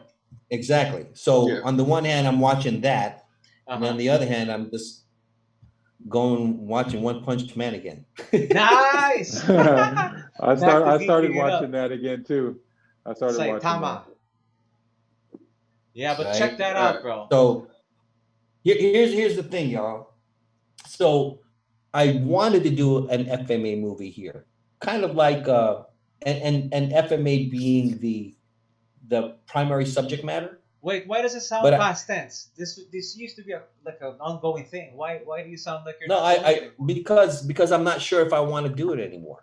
Why? What? Why? Okay, so You were don't always get mad at me, but listen to this, hopeful. all right? This is where it gets. Okay, go ahead. You used to be so hopeful 30 about years, it. Now you're down. 30 years of doing this, working in the industry, has got me a little burnt out. I'm not motivated. That's why that you doesn't got mean me, that I'm bro. I'm gonna light your ass up till you get moving. Well, I'm just saying, if I get on set, I give 100%. Of course I do. I have to, because people feed off my energy, right? You expect so if I'm a slouch, then everybody else is going to be lazy about what they do too. But in terms of being motivated, I think that I don't feel a challenge anymore. That's the truth. Because you gotta exercise, son. You gotta. No, listen. I've been feeling this way for the past 3 years. Past 3 years. That's true. Past 3 years. The other side of it is something that my girlfriend asked of me. She said, how long, if you continue to work in your business and you moved up to producer, director, whatever, how long would it take you to make 15 million, 20 million dollars? Yeah, I remember. I said, realistically, I'd have to be at least a mid-level executive in some big production studio like Universal or Sony or whatever, and probably take me at least 10 to 15 years, if I'm lucky, to make that much. She said, okay, well, all you have to do is work with me on one project, you can make that. So I said, okay. On what project? What kind of, like a... She's in real estate development, bro. Yeah. I'm out. I am out.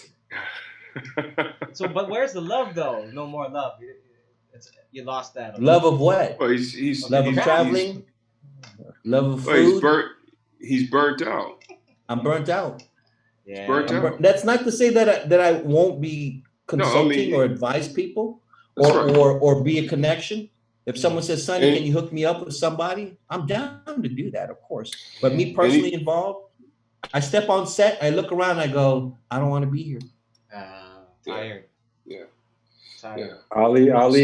That's how I felt. That's how I felt. Well, I didn't feel like that with basketball. I felt like that with coaching. I'd actually felt like that the last 2 years. First year, I was pretty enthusiastic about it. Second year, third year was and I don't know if you felt like this, Sonny. You're on. In this case, I'm at practice. I'm there for the next 3.5 hours, probably another hour, or maybe 30 minutes to another hour after that, because I got to work with guys afterwards, get some extra work in. But through the course of the practice, it was to the point, and this is no disrespect to the people that were there, and it was the reason why I knew I had to walk away. I'm thinking about other shit. I'm thinking about, well, first of all, I'm thinking about, can I see myself doing this shit for the next 10 years? I'll be 55, 56 years old, and I'm still making the same, maybe a little bit more than what I'm making right now. Yelling at these fucking kids, and these kids are not responding to me, or they think they know everything. Next thing was, man, I got a lot of other shit I got to take care of today. I got to go grocery shopping. I'm thinking about all this shit, and I'm just like, I'm not even paying. I'm looking at the clock. I'm like, God damn, it seems like I've been here for 2 hours. Practice will start at 8 o'clock, right? I'm sorry, 9 o'clock. It seemed like I've been there for about an hour and a half already. I look up at the clock. It's fucking 9:30. you know. So I kind of know where you're coming from. But that doesn't go without saying. You will probably be, because you're an artist. We're all artists in our own right. You will probably become inspired somewhere down the line. Yeah, correct.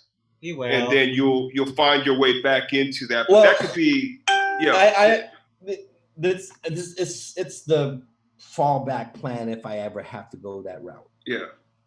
Okay. My fiance keeps encouraging me, stay in it. I mean, you work your way I haven't heard this far, you know. But I'm like, Beyonce. You know, I'm wait, like, homie, you said fiance. Did you set a date? You haven't told me about that. Next year sometime. Next year. Okay. Yeah. Yeah. Congratulations. But you know, congrats about that. Here's what I'd like to do, and if I do direct a movie, the FMA story is like that's there. I can do that if I want. Del Rosario's, the owners of Viva, said whenever you want to shoot it, just let us know. And I'm like, okay, but I'm not motivated. Okay. What I am motivated to do, is do a movie in Japan. I love Japan, bro. And it's not action. It's not action. What kind of flick? It's interesting take on a love story. My boy, watch Crash Landing on you to get good insight, yo. I'm saying, if you're doing it. Well, I don't want to give away the subject matter, but it'd be definitely a different take on how people perceive this part of Japanese culture. Which specific part of Japan you want to shoot it at? Tokyo. It'd be in Tokyo. Tokyo. Okay. Yep. That's the highlight. That's like their most metropolitan place. Yeah. Right? Yeah. And you know what? I love Osaka. I'll go on the line right now and say this movie I'll produce. I won't direct it. I will produce it. I'll write the story. You'll write the story. I'll write the story. Yeah. But I don't want to. It's my boy. Watch Crash Landing for me, bro. Anyway, can we geek it up a bit? I got a geek question. Can I? Okay. All right. Let's. I'll bring go for it, pal. Go for it. Yeah, I'll hit you up with something geek. There's this new series called Gotham U, bro. Batman. Okay, bringing it back to the comics. So the story of Gotham U is they're making. It's a love triangle between Bruce Wayne, Selina Kyle, and some dude. I think they're going with Jack Napier for the Joker. Set in fucking high school. Okay? A la Smallville type. Where Bruce Wayne is Chinese American. Selina Kyle is half Latina, half black, I think. But she's mulata. Whatever it is. And Joker's kind of the thrasher white dude. And get this. This is where my head starts flipping out. Alfred, the butler, is a gay.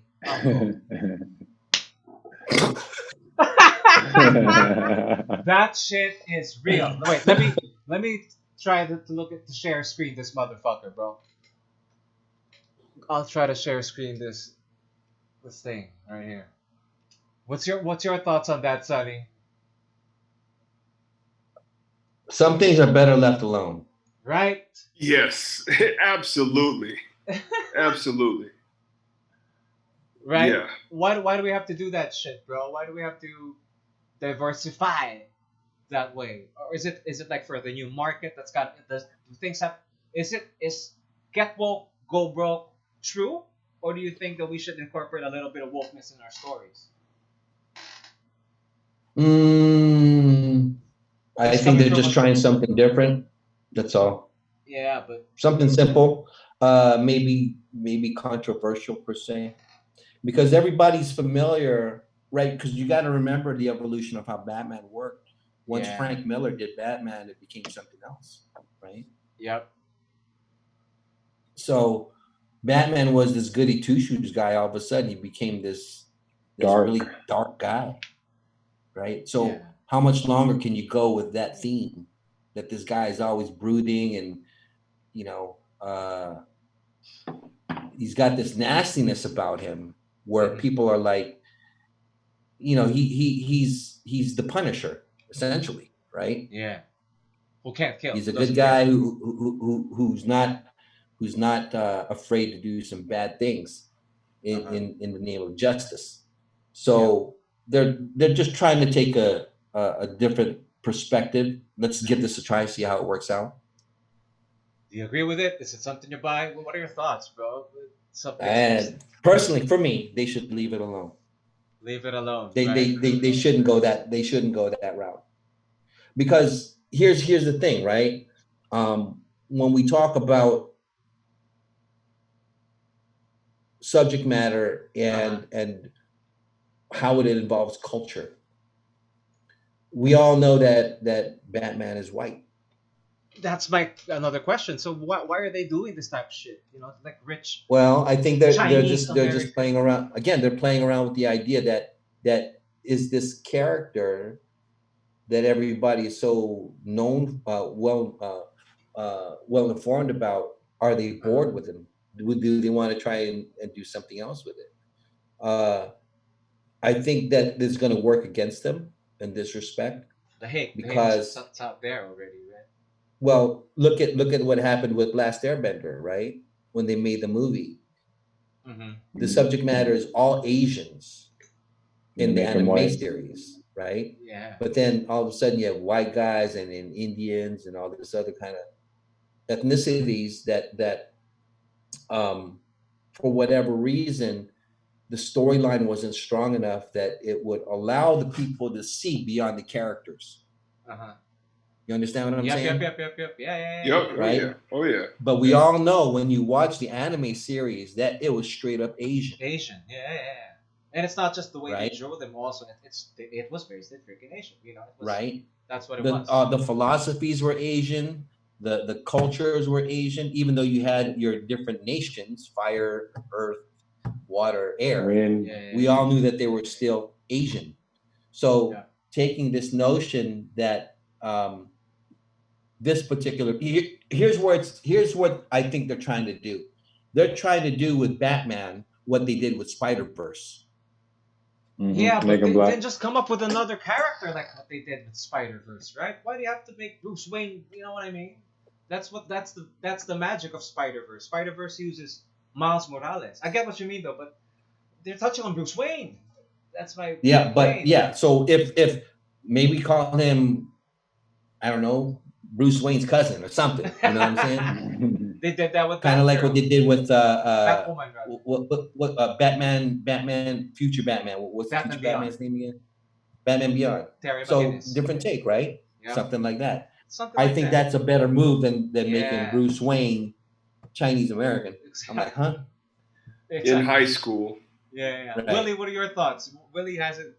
I'm with you. I like you try to compare it to Spider-Man, Miles Morales, but see, that's the thing. It's a different Spider-Man. He's not anymore Peter Parker. He's now Miles Morales. Peter Parker in that universe or that multiverse died. So with regards to Bruce Wayne, yeah, you can change his personality. You can change the backstory a little bit, how his parents possibly died.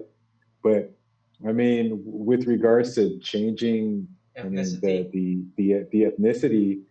I mean, I really can't get with it. And then me, my wife and I have this conversation all the time about how now in today's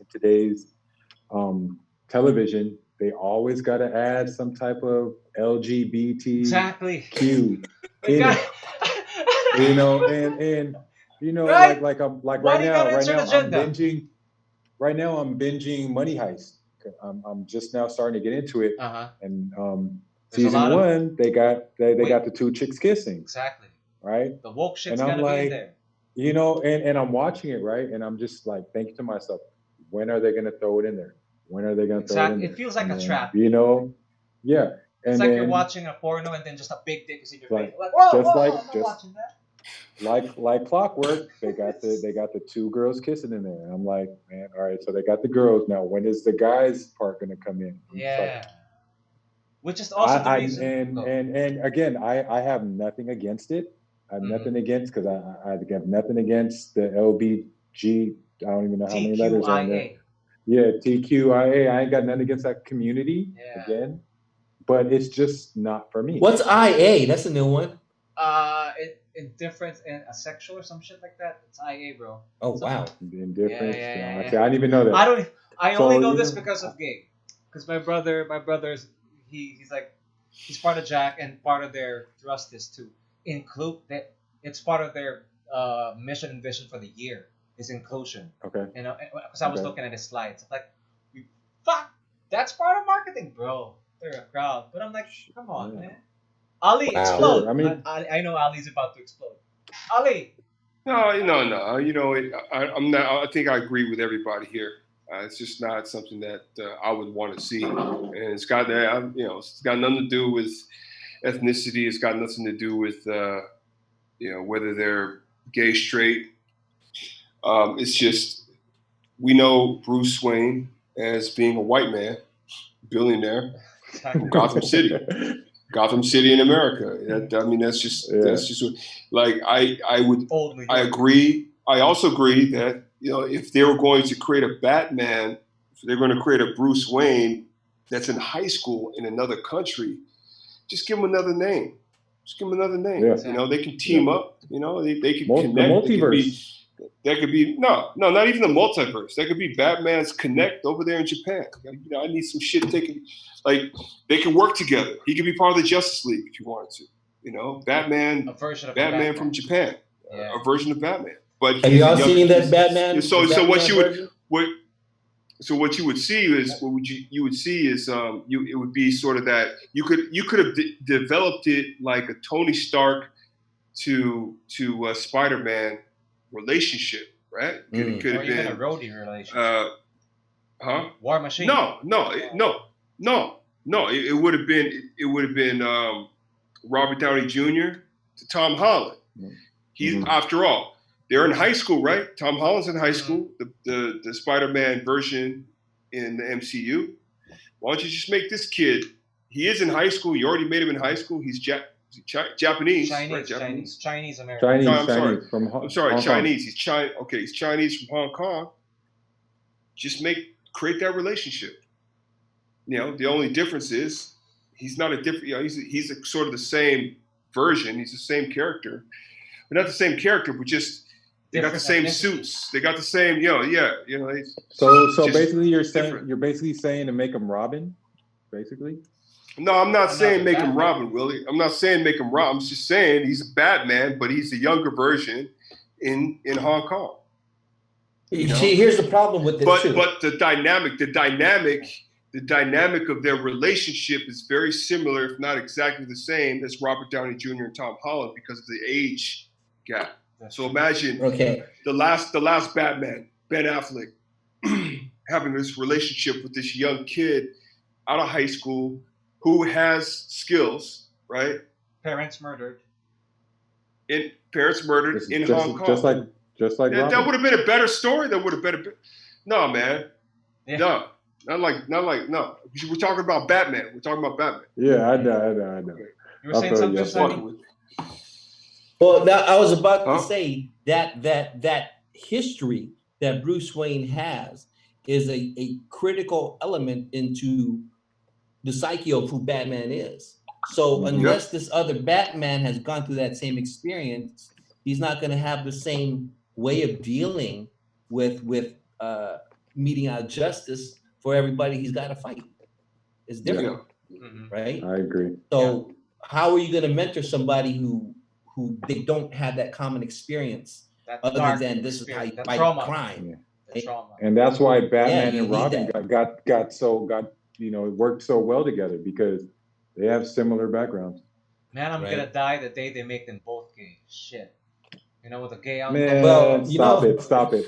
That's the ongoing thing forever. How come Batman got this young dude hanging with him? Exactly, right? I'll tell you what. Hey, what's the name had none of us. I think. What's that Filipino comedian? Forgot his name. Rex Navarrete. He had that comedy skit about that. Sliding down the back pole. Yes, the maid sliding down the back pole. I think he's bakla. I think he's a gay. I think he's a gay. I think he's a bugler. Next time Rex comes into town, we'll go check him out. He's a boy. He's one of my boys. Yeah. Yeah, for sure. Yeah. For sure. But I love Rex before too, I forget, Ali, Will, how tall are you guys? 6'3", Well, 6'4". I'm about 6'3". I'm about 6'4". I'm 6'4". 6'2". Will, you're 6'2"? Yeah, 6'2". On a good day. Okay. I slouch. Okay. So.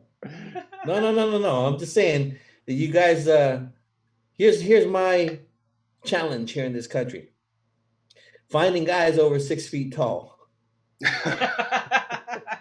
Yeah, that is a challenge out here. You know, I got some projects coming up still. If you guys are down, Yeah, I'm down. I'm Get you down. on screen. We're retired, so yeah. Hit me up. He's the Yeah, dream maker, absolutely, bro. man. Sonny's the dream maker. Ali, Absolutely. you were saying something earlier, Ali. You got cut off. About what? I think we were talking about Batman or Robin or something like that. No, I'd like to let Sonny finish what he's talking about.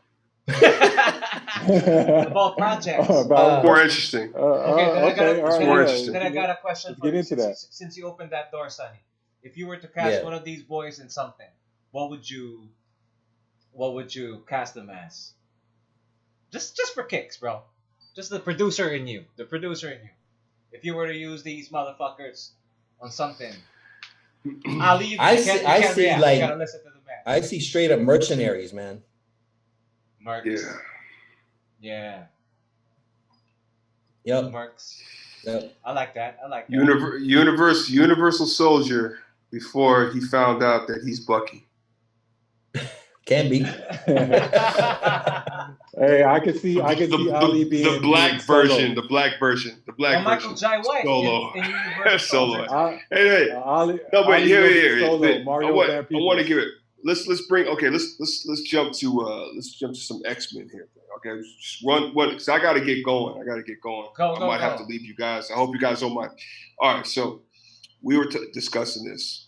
How do you think that the X-Men are going to be introduced into the MCU? Because we discussed this. We have our own theories. This is interesting.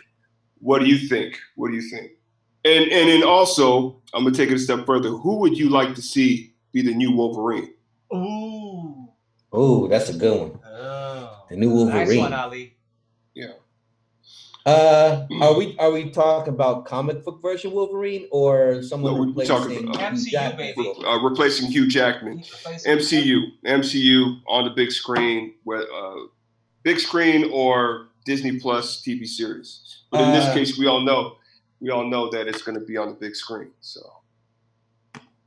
I would say, hold on. I'm gonna pull out the guy's name once I remember what his last name is. Give the movie. But he's got the psychological aspect of it. He's a very physical person. Please let him be sure. Tom Hardy. Yeah. Okay. Yes. No. I can see that. Go ahead. I can believe that. Though, but yeah, that was my first choice too. But I know he was Venom. Fuck Venom, man. Venom was. I don't. Hey, look. Man. I hope, Sonny. I hope you didn't work. You had anything to do with Venom, but I didn't like Venom so much. I didn't. They could scrap that fucking project. When they talk about like coming out with Venom Part 2, I'm like, why? The first one was shit. Makes no goddamn sense. The first one I didn't like. I didn't like it. There's no sense. There's no sense in making the second one. Okay. Yeah. But yeah, my choice for Wolverine would be Tom Hardy. And how will you bring the mutants? And but remember that what's the one cat? You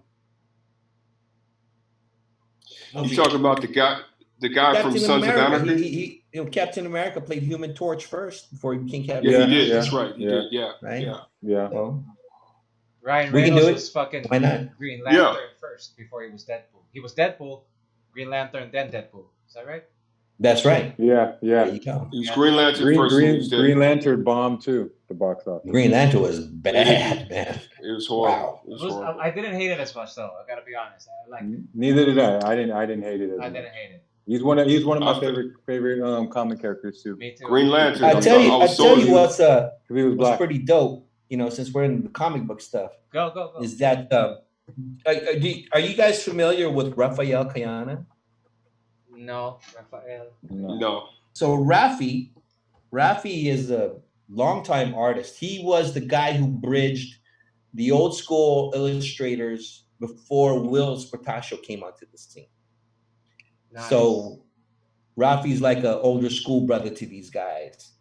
But Raphael and Will's, they were here last year for some comic convention. Yep. And they pulled me in to have this conversation about creating content with Filipino superheroes to make them into movies. Yeah. So I briefly talked about it, only to say that it would be difficult to make with the mindset that people have here. It would have to be an outside production, probably from Hollywood, can be from either Korea or Japan, but we shoot in Philippines. But it can't be a production company here. Hey, I agree with you on that. Pael, how do you feel about that? No, I'm listening. That it's gotta be. The mindset is different. People here are very lazy. I mean, let's say, or they got like a specific set of laid back. Let me put it like this. I don't think they're lazy. I just think they're laid back. Different mentality. Here, I'm gonna add to what you're saying there, Ali. I don't think necessarily laid back either. I think that their belief that hard work equals working hard.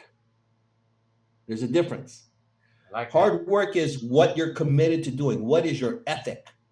People here have a hard work ethic. But when they work hard, it all comes back to efficiency, which I find that they, number one, they do not believe in being prompt. Your shit need to be on time. Filipino time. And that Filipino time is pervasive in everything that business here does. In entertainment, in entertainment in particular, it's rampant, and I despise it. Shockingly. It eats at my core. Yeah. So that's why, in terms of hiring a proper crew, there's some department heads that can come from the Philippines only because they know how the systems work here.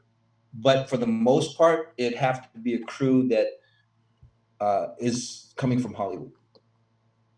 Yeah, I agree. In my opinion. Now, Willie, it's interesting that you said that, because Willie and I, we played professional basketball out here.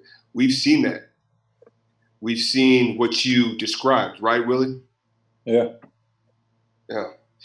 It was only the successful teams that I played for where the coach and the players, whether they're Americans, Americans or locals, that,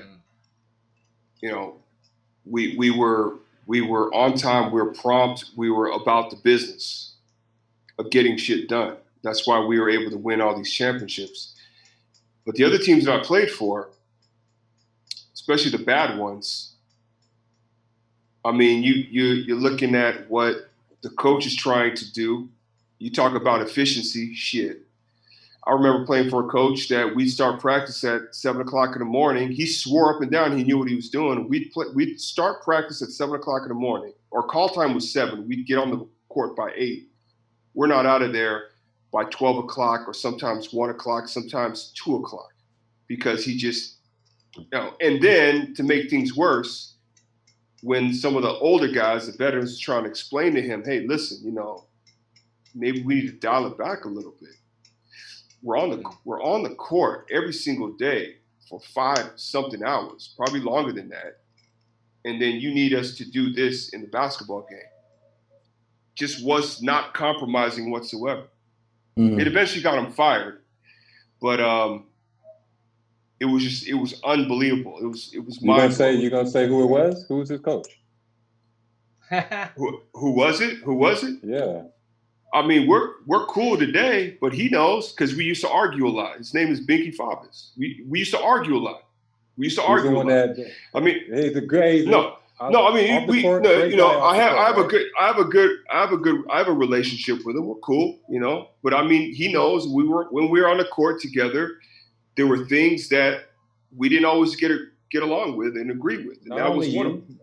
not only you, but he's a good guy off the court. But just I think he was more suited to the college game. Yeah, but my whole point is adaptability, like Sonny was saying, right? Yeah, you got to be able to. Yeah. You don't see that here. There's only a small percentage of people out here that are willing to do that, and those people are usually ones who are successful. Got that. So you boys got any other questions for Sonny before we wrap this up? My bad. All right. I want to know. Well, Willie, do you have any more questions? No. We touched on. Okay, my last question. Okay, we talk about there's this Philippine Marvel Filipina superhero. Wait. Okay, her name is Wave. She's an Avenger. Yep. Who would you cast? If the MCU wanted to get her on the big screen and bring her to life? Who would you cast? Yeah. So I'll tell you who Pael picked. What kind of fucking question is that, son? Well, no. Let's differentiate. Filipina from America or Filipina from the Philippines? Filipina globally, but then Filipina from the Philippines. We'll give you two. He's gonna say Jessica. Who did I cast? So I'll tell you who the fuck Pael said. I didn't say this. J.A. Roby did, motherfucker. Roby did, because Roby did. He was. You said it. I did it. He did. Somebody said it. You said it, No, man. I did not say it. Because we were messing around, Sonny. We were messing around. Look. Okay. Robilson threw it out there. Now, what if you're given the Marvel project? But please think of your answer. But this was his statement. But you have to use Vice Ganda. 200 million. Go. Would you do it? See, that's the right answer. Thank you. Thank you. Sonny just can't let it go. So who's your answer, Sonny? Real quick. Chick. Yeah. Filipino American. Well, who would you pick, Ali? Oh, yeah. Haven't you answered that? No, you don't know. No, I don't. I mean, I know. I'd have to really think about it. I said I don't know yet. I don't know yet. Real easy. Who would you pick, Will? Jessica Alba. Oh, but isn't That's she a too good old one. though? Too old though. Real easy. Okay, how old is Wave? Wave is like teenager-ish. She's like teenager. 16 to. Jessica Alba. You've seen LA's Finest, right? Jessica Alba's still looking good. Yeah, but Jessica Alba is in her 40s, man. Yeah, man. She don't look 40. Fucking 40s. That's a She's in her 40s. She's already multi-millionaire, man. She don't need this job, no. She doesn't need that. But Jessica Alba, Dark Angel, Jessica Alba, fuck yeah. Yeah. Dark Angel, Sin Jessica City, Alba. Jessica Alba, Sin City. Yeah, Sin City, Jessica Alba. That's a good pick. Give her a whip. Pretty good. All right. Who would you pick, Ali? I don't know. I honestly don't know right now. I don't. Think of a Filipino who you think can take a Marvel role. I don't know. I don't know. I'm just thinking. Go ahead. If she got in hella good shape, Liza Soberano. I love the caveat. I think Wave needs to be a little bit more. How would I say it? Morena. Yeah. Morena, that's true too. Yeah, I like to say Kayumangi. Yeah, it's better. What's that one? Maha. That's another good one. Also works. Salvador. Yeah. Yep. Maha Salvador. Yeah, she's beautiful too. Wait, let's post a picture of that up. Maha Salvador. That's her name. Yeah. I was thinking another one. I think Pael, you said it. Nadine. Yeah, that's my answer. Nadine Lustre? I think, yeah. I know. That's why I said if she's not difficult to work with, I would, because her physicality. Yeah, she don't have the right work ethic. I heard. Oh, she doesn't. What's her name? heard, She, I heard. She hey, doesn't. she's fit She's a though. You nice see Maha her. Salvador. She's in. Nadine's in Maha shape. Salvador. She doesn't have the right work ethic. No.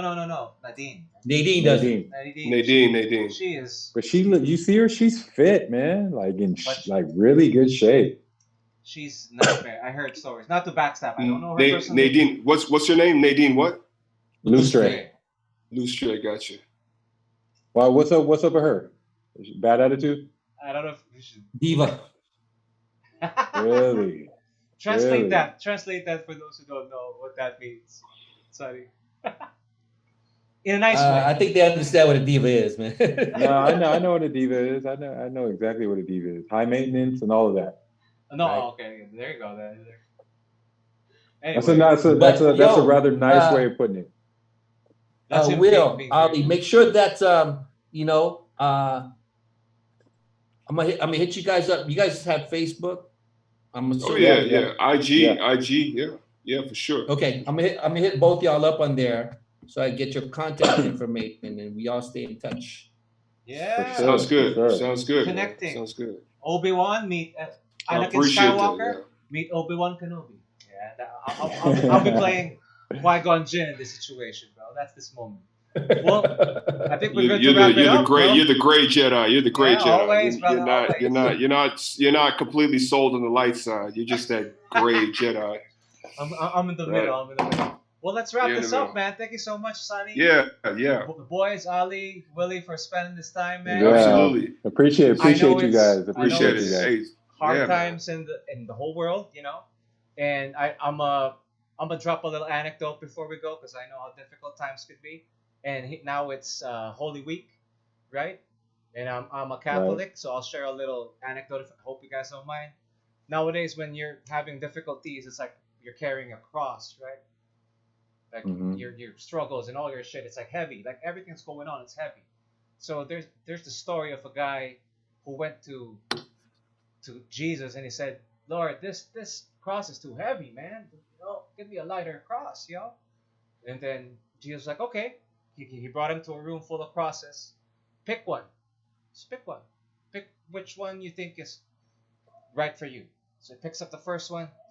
He's like, it's too light. I feel guilty carrying this. It's too light. It's not for me. He picks up the next one. It's too heavy, man. That's just not for me. Till like the fourth cross, the fifth cross, and then finally he comes across one and he's like, damn, okay, all right, I think I'm good with this one. Yo, Jesus, I'm good with this one. I'm good with this one. And Jesus was like, are you sure? He's like, yeah, I'm sure. And Jesus like, you know what? That's the same cross you came in here with. So with that, I want to leave you guys with the warm feelings of whatever it is you're going through, man. He won't give you shit you can't take. Thank you so much. I am your host, Pyle Fajardo. Yeah. Adios. Guys, Peace. take care. Hey, Sonny, man.